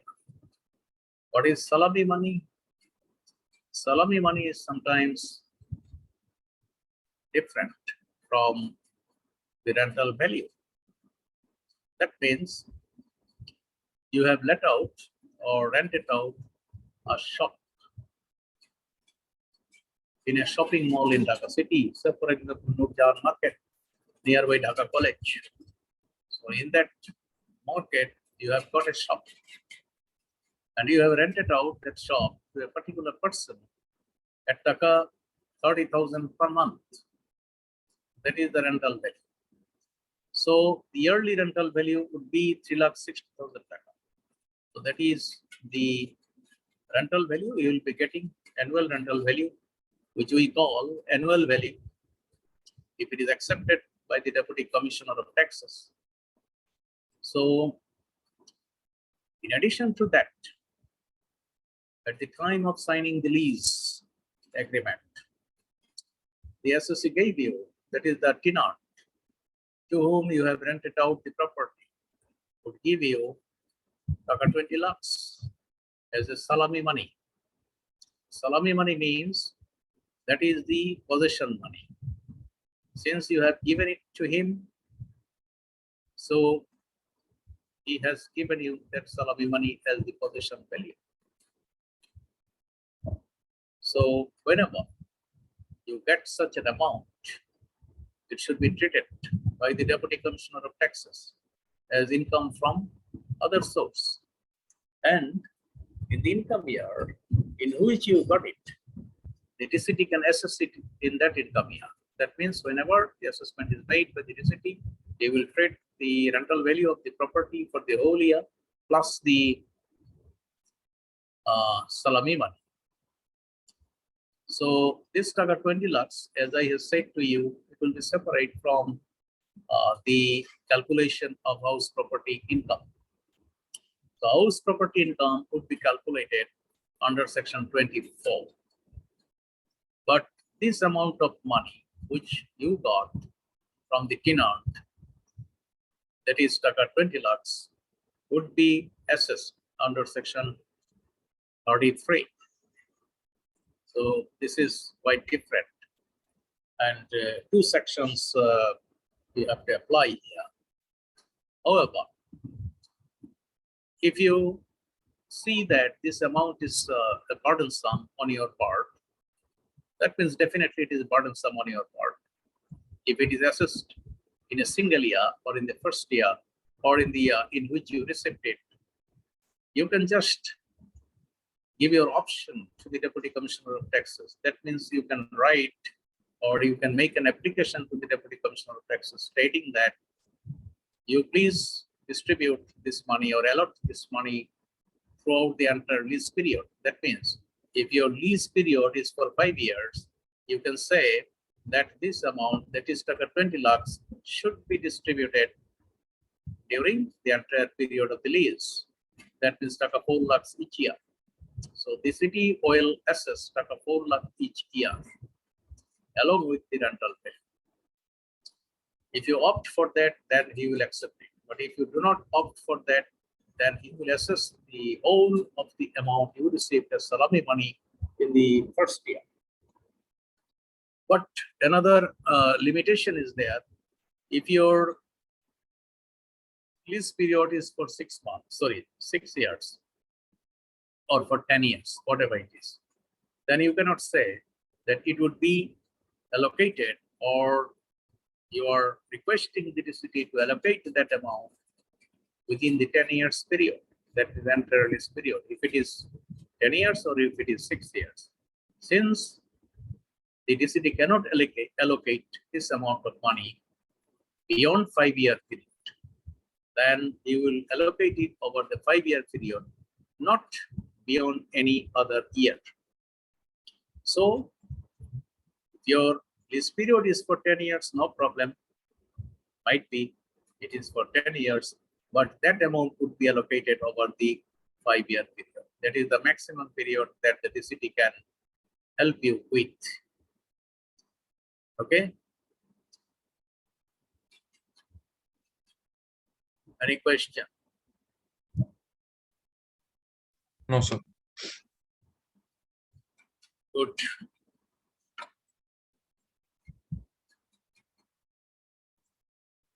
Then come to section 1910, where any amount is received by the SSC during any income year by way of goodwill money or receipt in the nature of compensation or damages or cancellation or termination of contracts and licenses by the government or any person, such amount shall be deemed to be the income of such SSC for that income year, classifiable under the head income from other sources. So if you receive any goodwill money or compensation money, the compensation money means for the cancellation of the contract or license. So for example, you are an SSC and you receive commission from the Trading Corporation of Bangladesh because of the distribution of the commodities which are supplied by the Trading Corporation of Bangladesh, TCB. So you have got, jurisdiction over some districts, and you supply the commodities, and in exchange of that, you are getting commission from the Trading Corporation of Bangladesh. But if the Trading Corporation of Bangladesh just cancels your license, distributor's license, in that case, the TCB says that, okay, I have canceled your license because of some reasons, or because we are squeezing the licenses, number of licenses. And now I am paying you a compensation money because you will lose your benefit or you cannot do business with us. So that's why I am paying you a compensation money. Maybe, say for example, compensation money amounting to 10 lakhs for that. So if you receive that amount of money as compensation from the Trading Corporation of Bangladesh, in that case, that amount of money would be treated as income from other source. That means the Deputy Commissioner of Taxes, while making your assessment for the assessment year, and since you have received that compensation from the TCB in an income year, the amount will be treated as income from other source under section 43, read with section 1910. So that is actually what we understand the goodwill money or compensation money for cancellation of a license or contract. It could be in another form. Say, for example, you are a distributor of the products of a company. That means, say, for example, Magna Group of Industries, you are distributing the products of Magna Group, and you are given some jurisdiction. That means you are distributing the products in maybe 2 districts of Bangladesh. But Magna Group has decided that you will not be given a jurisdiction over two districts. Rather, you'd be given a jurisdiction over one district only. So your business will squeeze. That means you will have less income now. So the Magna Group can tell you that, okay, we have actually curtailed your area, but we will be giving you a compensation money of like 10 lakhs. So if you receive that kind of compensation from the Magna Group because of the curtailment of your jurisdiction, in that case, that would also be treated as income from other source under section 19, under section 33, right, with section 1910.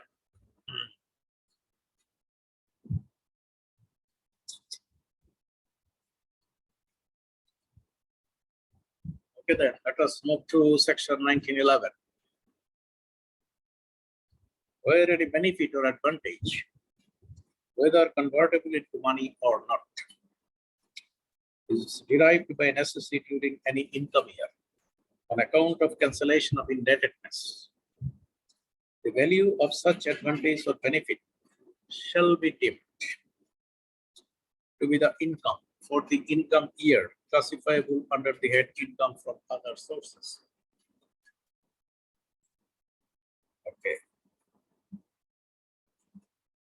So let us discuss up to now, then we go further. So benefit or advantage, whether convertible into money or not.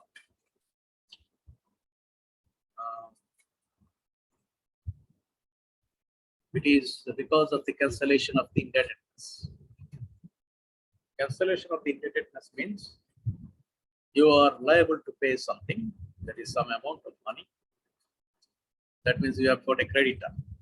You have shown the amount of the creditor in the balance sheet, liability side of the balance sheet. So you are owing that money to him. And now the creditor says that, okay, you don't have to pay that amount to me. I withdraw my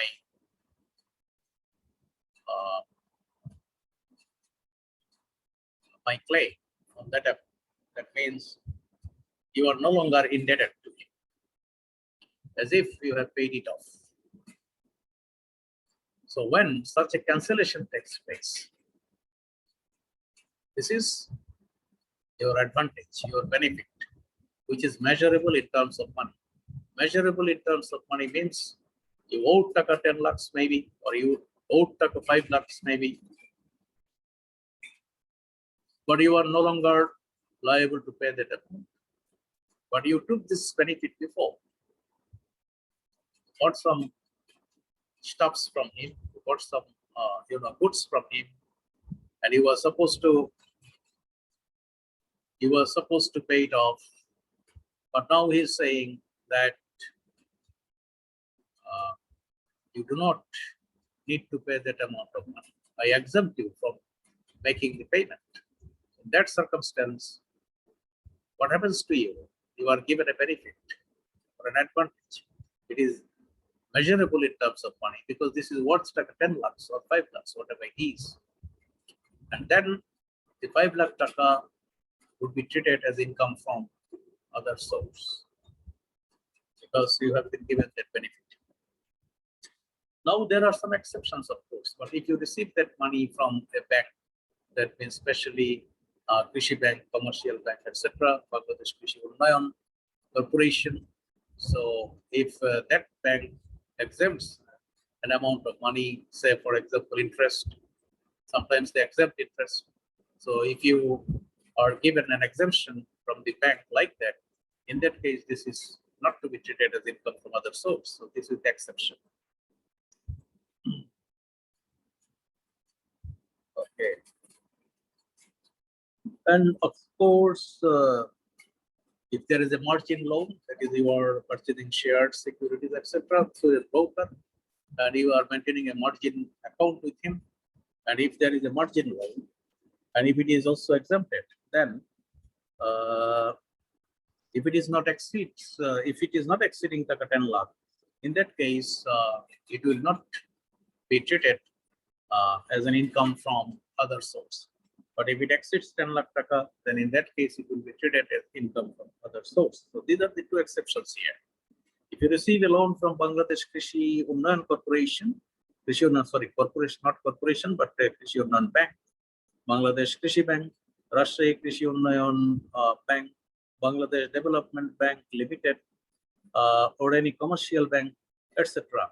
So the exemption of the interest would not be treated as income, and at the same time, the margin loan, whatever has been accepted by the broker's house with whom you are maintaining the accounts, if it does not exceed 10 lakh taka, in that case, that will not be treated as income from other source. So these are the two exceptions, but otherwise, in general cases, it's an income.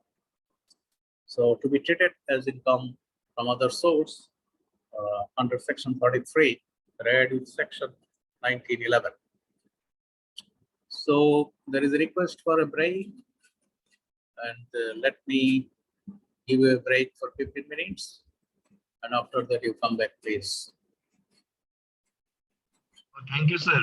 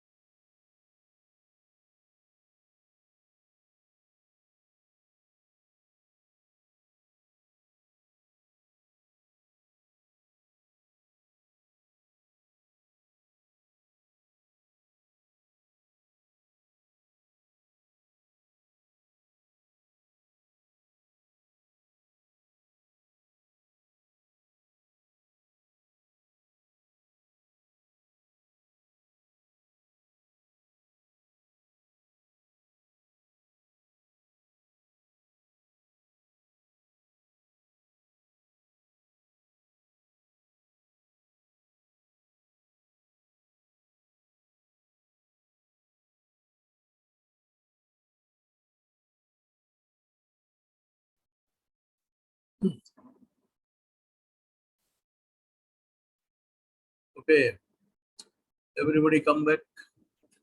Yes, sir. Yes, sir. Okay. Then let us move to section 1912. It is said in this section that any commission, that means managing agency commission, including compensation receipt during any income year by an SSC for termination of agencies or any modification of the terms and conditions relating thereto, shall be deemed to be the income for that income year, classifiable under the head income from other sources. So this is also like the previous one, which we discussed about the cancellation of licenses, etc. for which you got the compensation money. In this section also, it is said that if you have managing agency commission and if you receive any compensation because of the termination of agencies. So, for example, you are an agent of a company, or you are receiving commission for that. So, while agency was given to you, there was a contract. Terms and conditions were there that you have to follow these terms and conditions in order to receive managing agency commission. And now the company is trying to modify it. That means terms and conditions are modified. So if you think that the modification has not gone in your favor, rather it has gone against you, it means that you are going to suffer for that, or you are going to lose any benefit for that. So in that case, the compensation money which is paid to you would be treated as income from other source. So managing agency commission or compensation money during an income year for the termination of agencies or any modification of the terms and conditions thereto would be treated as income from other source under section 33, read with section 1912. So this is very much common to everybody, and you don't have any difficulty in understanding that. And in that case, we can move to section 1913. 1913 says about any amount received by an associate during any income year by way of winnings from lotteries, crossword puzzles, board games, and other games of any sort, or from gambling or betting in any form or of any nature whatsoever, shall be deemed to be his income for that income year, classifiable under the head income from other sources. So here it is said that you are winning an amount of money from lotteries. Sometimes you buy lotteries or different issued by different companies or corporations or any foundation, whatever it is.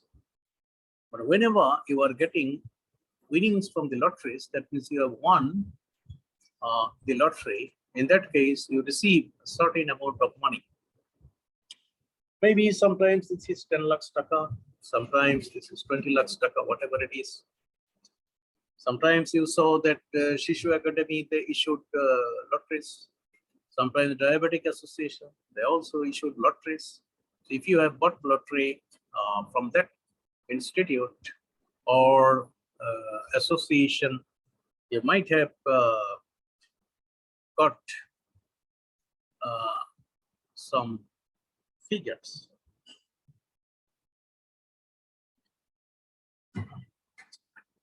And you could get some money from crossword puzzles. That is a game as well, or from gambling. Sometimes you go to the casino and you can get some money, because if you win some money there, that would be definitely your income.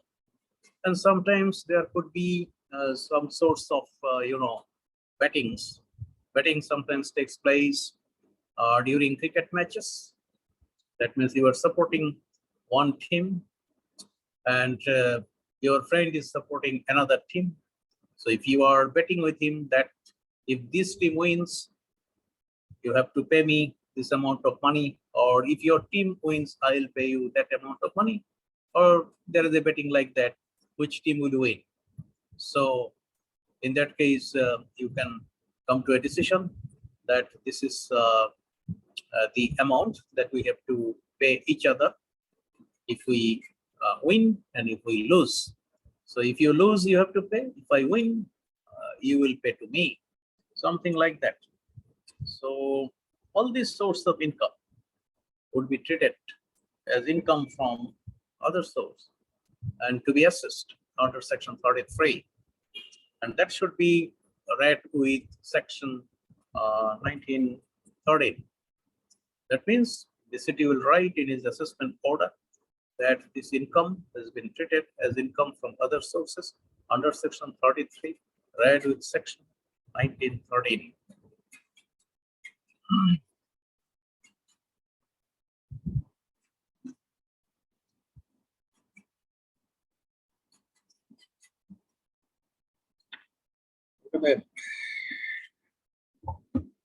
Hello, sir. I hear you me. Yes. Hello, sir. If I got a lottery from foreign country or another country, then it is acceptable this law.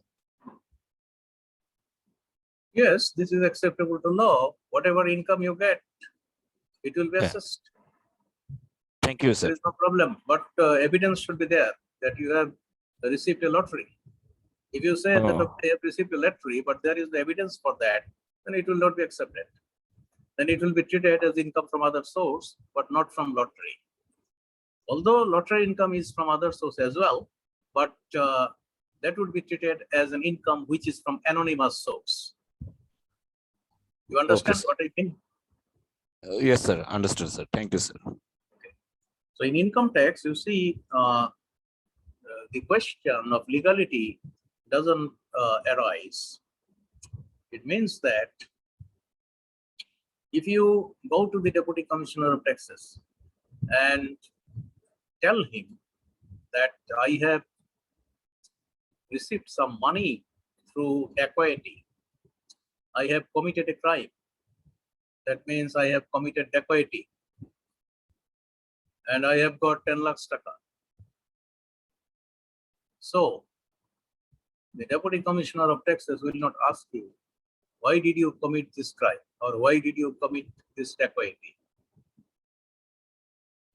His function or his responsibility is to assess that money to tax. So if you submit a return stating that I have received some money through theft or dacoity or through committing some crimes, doesn't matter. The city will accept the return submitted by you and assess that income to tax. It is his function. But whether you committed a dacoity or not, that is a separate question, and that has to be dealt with the respective department, that is the police department or law enforcement department. You understand what I mean? Yes, sir. Every section is applicable for another department. In law Yes. section, VAT or taxation recognize the only income source or VAT or tax. That's it. Yes. So that's why wherever you get the income from, no problem. But it has to be included in your total income. The city will assess that and he will realize taxes from you. And source of income could be anything, because in the source of income, you have seen that there are different sources of income. And generally, the sources are specific. But one source is there which is not specific. So your source of income, section 21, section 22, section 24, section 26, section 28, section 31, and then section 33. So this 33 is not specific because 33 includes any income which cannot be classified under any other section. 21 says about salary, 22 says about interest from securities, and 24 says about house property, 26 says about agriculture, 28 says about business, profession, vocation, and 31 says about income from capital gains, and the section 33 that does not say anything. That says any source of income, any other source of income, which is not specified. That's why whatever income you earn, that would be assessed by the Deputy Commissioner of Taxes. And wherever specific section cannot be applied, in that case, it will apply section 33.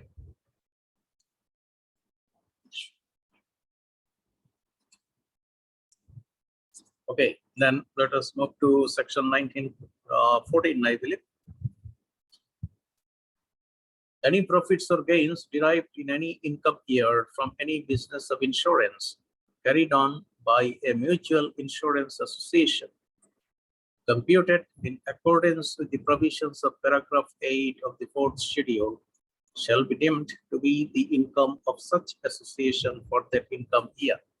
This is not very important for you, because only when insurance association is there, and definitely insurance association is supposed to get some sources of income, which is according to paragraph 8 of the fourth schedule. You will find the fourth schedule here in this Income Tax Ordinance 1984. And mutual insurance association, when it carries on business, that is business of insurance, in that case, that income would be treated as a legal income under the Income Tax Ordinance 1984. So this is deemed income, of course, and association is supposed to pay taxes to the government for that deemed income, and that would be the business income, of course, under section 28.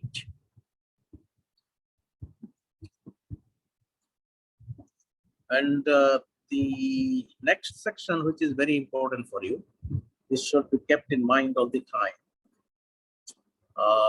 Where for the purpose of computation of income of an assessee under section 28, any deduction has been made for any year.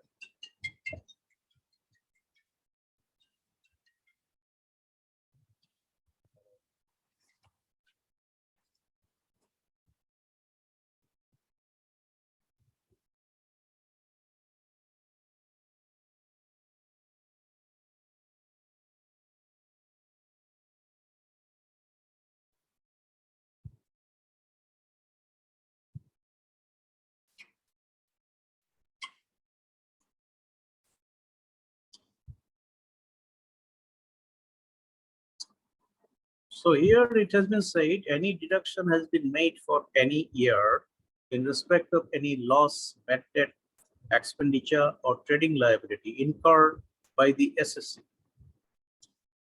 So what is there? There could be a loss, there could be a bad debt, and there could be an expenditure, or there could be a trading liability incurred by the assessee. And subsequently, during an income year, the assessee has received, except as provided in clause AA, whether in cash or in any other manner whatsoever, any amount in respect of such loss, bad debt, or expenditure, the amount so received shall be deemed to be his income from business or profession during the income year. So if we make it simple, it means that whenever there is a loss in the business, loss means bad debt or any other loss, whatever it is, we are just charging it in the profit and loss account in the debit side, and it is accepted. If there is a bad debt, it is accepted by the Deputy Commissioner of Taxes while making the assessment or while considering your books of accounts. So subsequently, if I think, or if the DCT thinks that you have received that amount of money or part of that amount, so whenever the bad debt was accepted, it was allowed as a deductible expenditure or allowable expenditure under section 29 while calculating the income from business. But afterwards, it has been found that you received that amount of money. That is, it was not a bad debt actually, rather you received that money. So it has become a good debt and you received it. Since you have received it, what will be the treatment of this figure? So taka 50,000 or taka 1 lakh was once shown as bad debt in the profit and loss account and it was accepted as an allowable expenditure.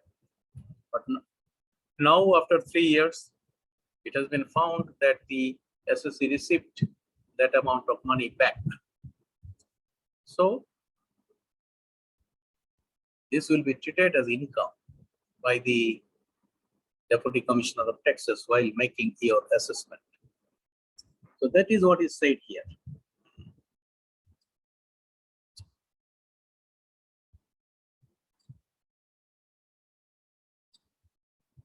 And it will be treated as income from business or profession, whatever it is. Whenever it is business, it is from business. Whenever it is profession, it is from profession. So that should be under section 28. And then the next provision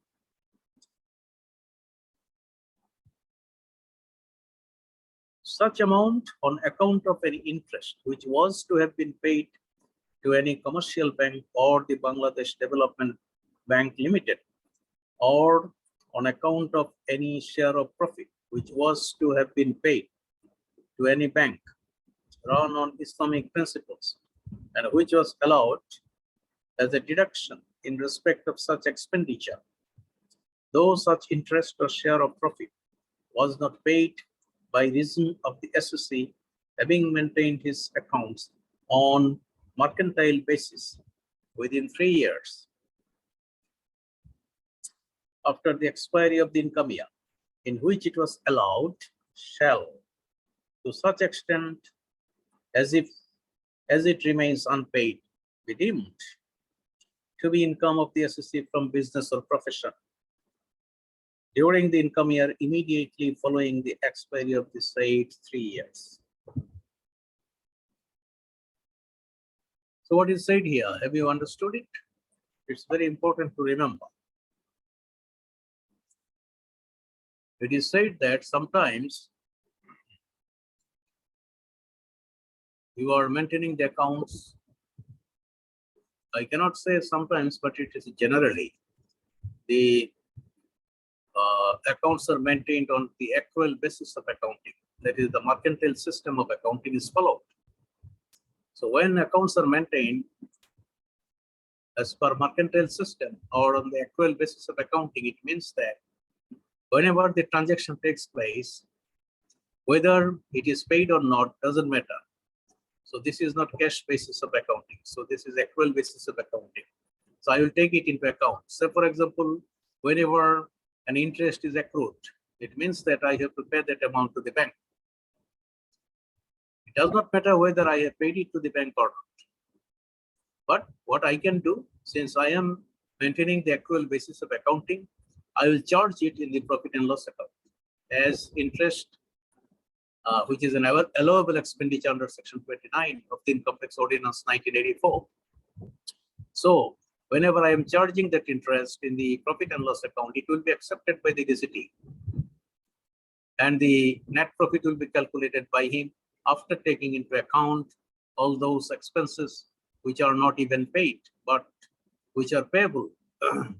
And definitely the liability will be shown in the balance sheet, the liability for expenses.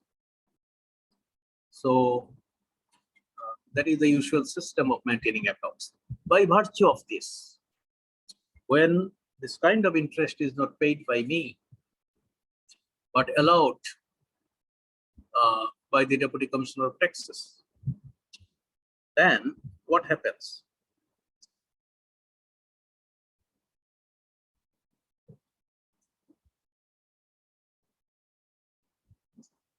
This interest which I have not paid, but I must pay.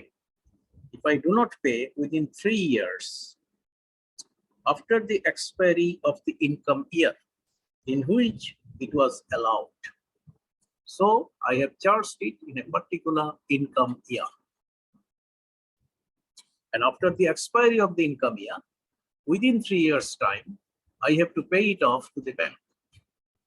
But if I do not pay it off to the bank within 3 years from the expiry of the income year in which it occurred, in that case, it will be treated as income. That means be deemed to be income of the assessee from business or profession during the income year immediately following the expiry of the said 3 years. That means if I do not pay it off within the 3 years' time, then the following income year, in that year, it will be treated as deemed income from business or profession, and it will be assessed to tax. So this you have to remember. This is very important for you.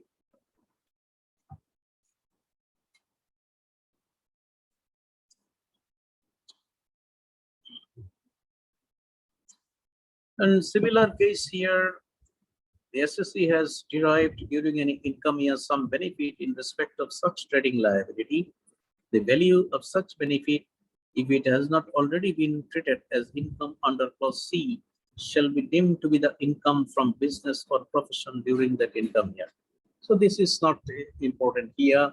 So C is important. What is said that C means such trading liability or portion thereof as has not been paid within 3 years of the expiration of the income year in which deduction was made in respect of that liability. Such liability or portion, as the case may be, shall be deemed to be the income of the assessee from business or profession during the income year immediately following the expiry of the said 3 years.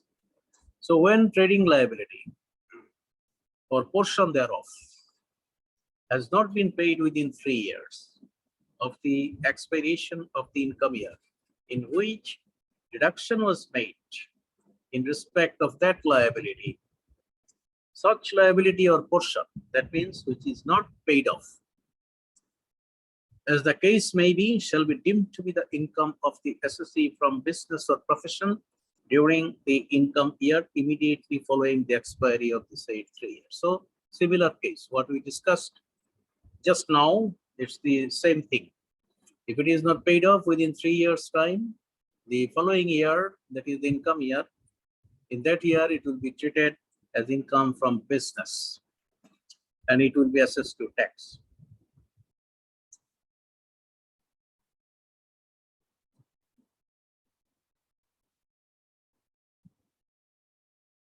Okay, so one exception is here, or you have to follow that, provided that where any interest or share of profit referred to in clause AA, that means we said about the interest which was to be paid to the bank, but because of this system of accounts, that is the mercantile basis of accounting, we did not actually pay the interest. But from the end of the income year, it was also not paid within 3 years' time. Then the following income year, it will be treated as income from business. So in that case, if it so happens, then if you see that it was paid by the assessee in any income year subsequent to that, so this was assessed to tax, that is fine, because you did not pay it off within the specified time. But after some time, maybe after 2 years, you actually paid it off to the bank. So bank received that amount. So if it is so, in that case, since it was treated as an income of the business in your case, now that amount of money which you paid back to the bank would be treated as a deductible expenditure from your business or deductible allowance from your business. That means once it was treated as an income, now since you have paid it back to the bank, it will be treated as an allowable expense under section 29. So that is what is said here.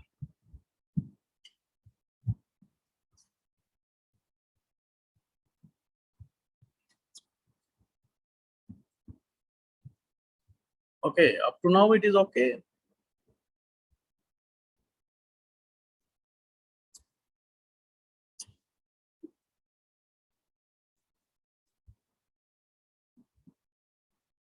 If it is okay, then we move to section 1916. 1916, yes, it is very important for you to remember. And there might be some questions in the examination as well from this.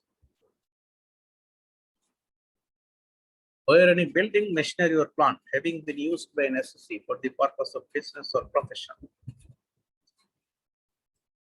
carried on by him is disposed of during any income year, and the sale proceeds thereof exceeds the written down value. So much of the excess and does not exceed the difference between the original cost and the written down value shall be deemed to be the income of the SSC for that income year, classifiable under the head income from other sources. Sorry, income from business or profession. So what is said here is that if you have any Yes, sir. Yes, sir. Actually, in this section refers that the value, selling value of the asset should not be exceed the book value of the asset. If the selling value is the more than book value, then extra value is treated as a dim income. which Right, section? sir? Which section you are referring to? 1916? 1916, sir. Okay. 1916, here it is said that you are doing a business, say for example, and you have got an asset because you are using that asset in the business. It might be a plant, it might be a machinery, it might be a building, whatever it is. So you purchased that asset or building at a certain price. Let us suppose that you bought the machinery at Taka 1000. For example, this is not real, but this is for example. You bought it at Taka 1000. And since this is an asset, that is capital asset, you are charging depreciation every year. So let us suppose the depreciation was at the rate of 10%. It means that you are charging Taka 100 every year. Now, after 5 years, you have charged how much? 500 Taka. And at the end of the 5th year, the written down value comes to Taka 500 because 1000 minus 500 comes to 500. Now you have decided that you will dispose of the machine. That means plant. So you will sell it off. So if you sell it off, you must receive a sale proceed. So let us suppose that you are selling it off at Taka 800. So what would be the profit? 300, sir. Your profit would be 300 Taka. Yes. But you have to read this provision, this section, 1916. So it is said here that if the sale proceed exceeds the written down value, your sale proceed is Taka 800 and your written down value is Taka 500. So if the sale proceed exceeds the written down value, so much of the excess as does not exceed the difference between the original cost and the written down value. So what is the original cost? 1000. What is the written down value? 500. So much of the excess as does not exceed the difference between the original cost and the written down value. That is the difference between original cost and written down value is Taka 500. So the profit, whatever you have earned, the profit was 300 Taka. So this Taka 300, as it has been said here, so much of the excess as does not exceed the difference between the original cost and the written down value shall be deemed to be the income of the SSC or the income year classifiable under the head income from business or profession. So these 300 taka would be treated as income from business because this is within the figure of difference between the original cost and the written down value, that is taka 500. This taka 300 is within taka 500. So the income from business should be up to taka 500. You have to keep it in mind. But if it is not, if the profit is more than that, if the profit is more than taka 500, then what would happen? Up to taka 500 would be treated as income from business. But let us give this example in another way. So you have sold out the plant at taka 1200, not at 800. Let us suppose that the plant has been sold out at taka 1200. Now, what is the profit? The profit is written down value is 500 and the sale proceed is taka 1200. So your profit should be 700. But what is said here? The sale proceed, if the sale proceed exceeds the written down value, it has exceeded, of course. So much of the excess as does not exceed the difference between the original cost and the written down value. So we have actually calculated the difference between the original cost and the written down value, which is taka 500. But your profit here is 700. So up to taka 500 would be treated as income from business. But whatever the rest amount is 200 taka. And that amount should be treated as what? Because it is not said in this section. Income from You business. have to, Income from business, sir. 200. that is capital gain. Capital gain. Yes. Yes, it is capital gain under section 31.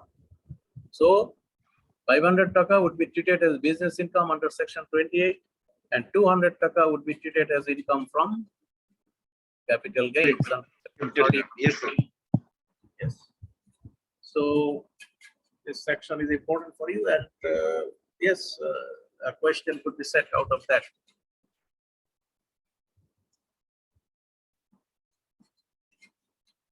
Okay, then let us move to section 1917. 1917 is also like this, but it is a bit different in the sense that whenever a machinery or plant exclusively used by SSC for agricultural purposes.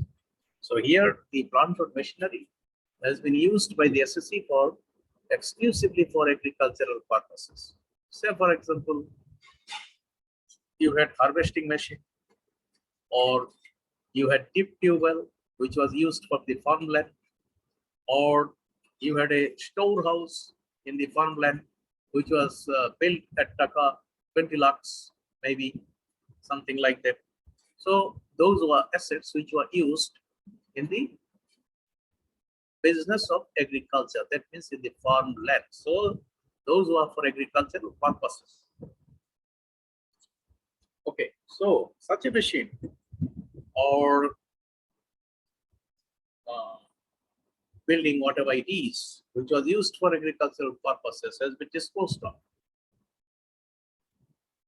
And if it is disposed of, having been used in the agriculture, there is a sale proceed, of course. And if there is a sale proceed,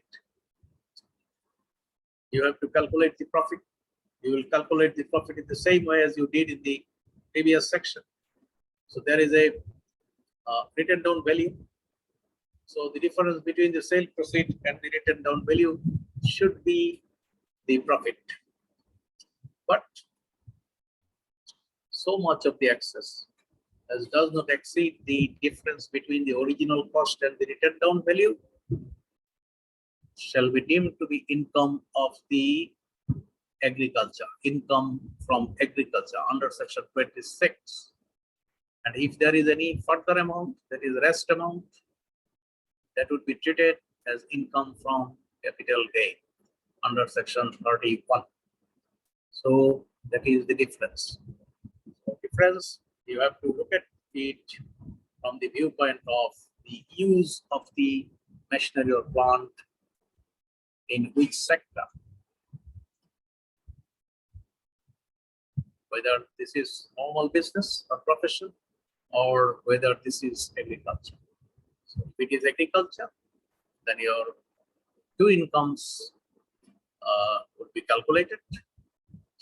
In your case, by the DCP, one is income from agriculture, another is income from capital gain.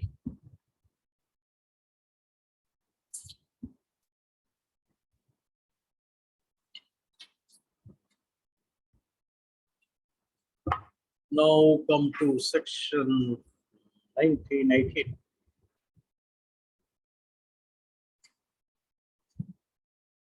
If you read it, this is more or less similar, but there are some differences. Where an insurance, levies, or compensation monies are received in any income year in respect of any building, machinery, or plant, which having been used by the associate for the purpose of business or profession is disposed or is discarded, demolished, or destroyed, and the amount of such money is exceed the written down value of such building, machinery, or plant, so much of the excess as does not exceed the difference between the original cost and the written down value, less the scrap value, shall be deemed to be the income of the assessee for the income year classifiable under the head income from business or profession. So a little difference is there. You have received a compensation money, or you have received from the insurance company some insurance money, since your asset was insured against fire, drought, flood, or any other natural calamity.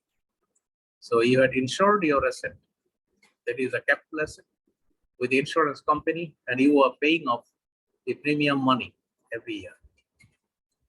So your asset was actually demolished by flood. Since it has been demolished by flood and it was insured with the insurance company, now you have claimed the compensation from the insurance company. And the insurance company, after inspecting the asset, they came to a decision that, okay, insurance money would be given to you. That means you have received some amount from the insurance company. So let us suppose that your building was worth 20 lakhs.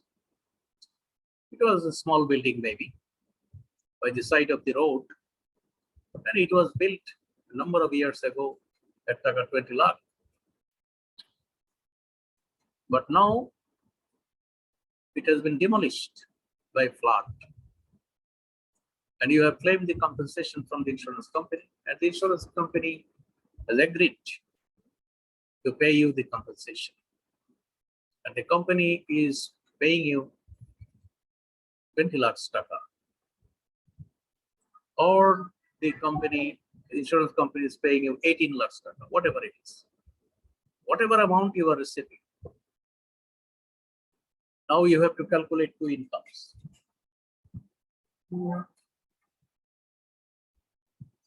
One income should be income from business or profession. So in this case, it will be from business.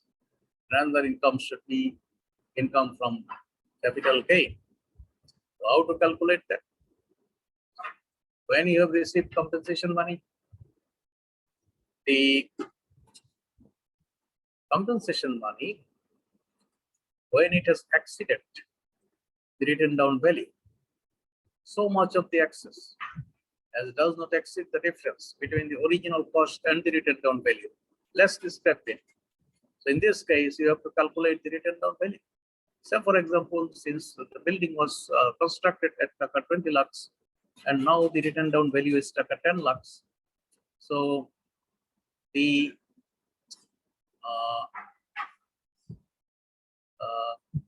provision says, that is the section says, so much of the excess.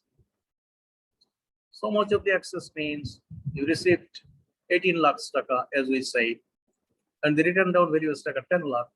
So the difference between the two is taka 8 lakh. So much of the excess as does not exceed the difference between the original cost and the written down value less the scrap value. So here another question comes, that is the scrap value. Scrap value means the rubbles, that means the bricks, rods, etc., which you are left damaged and you sold them out. So let us suppose that you received taka 1 lakh out of the sale of the scraps.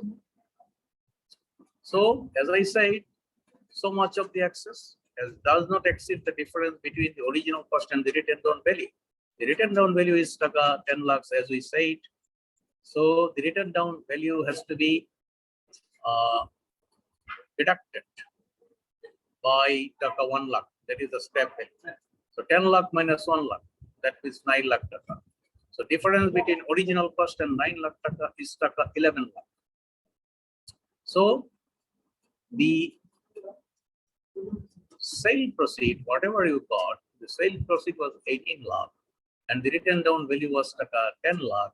So the difference between the two is taka 8 lakh. So this 8 lakh taka is within that 11 lakh taka. So that's why 8 lakh taka would be treated as your business income. But had it been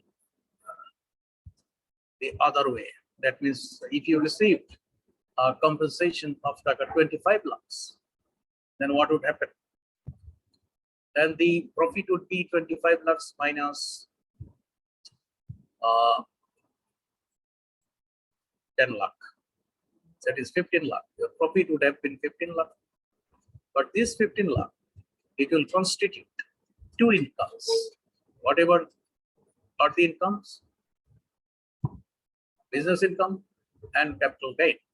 So how much is the business income and how much is the capital gain? As I said to you before, that the so much of the excess, that is whatever you have got, as does not exceed the difference between the original cost and the written down value less the scrap value. So we calculated that figure as 11 lakh.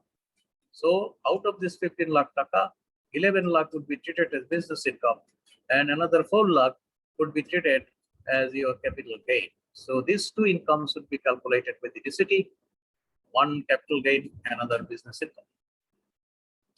I believe this is okay for you. Yes, sir. So if it is okay, then 1919 is also okay for you because the same thing, but it is in respect of agriculture sector, that is agriculture income under section 26.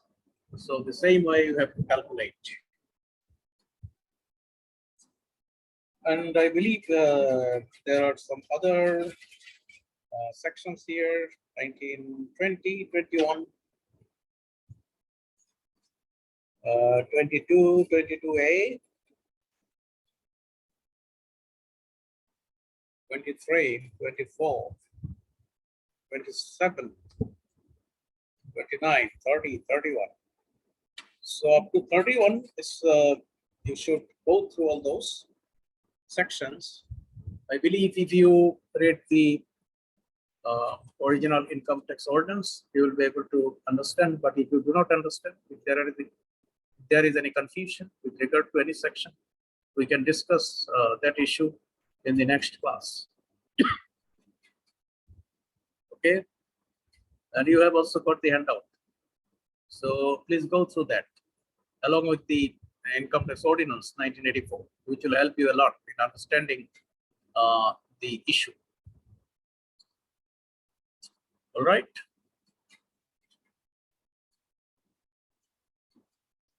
Anything to ask? Sir, in our synopsis, we get only 1922 section, 1922, not more than 1922. You have got 1922 Yes, sir. in the handout. 7 pages, 1992. 1922A. Yes, sir. Yes, sir. Okay. All right.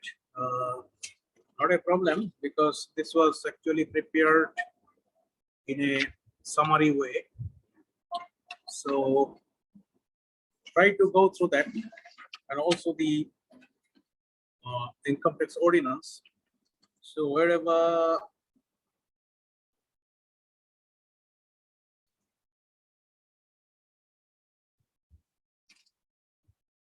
I believe you have also got other sections. 1927, I see here. 1928 is deleted. 1929, I also see. 1930, I see. 1932, I see here. So I believe you have got some other sections as well, but maybe they are not arranged in proper way. So try to match them with the income tax ordinance 1984. But if you still have any problem, I just give you the further sections if something is missed here. Okay. Yes, sir. I will check it as soon as possible. Okay. Thank you very much for being with us.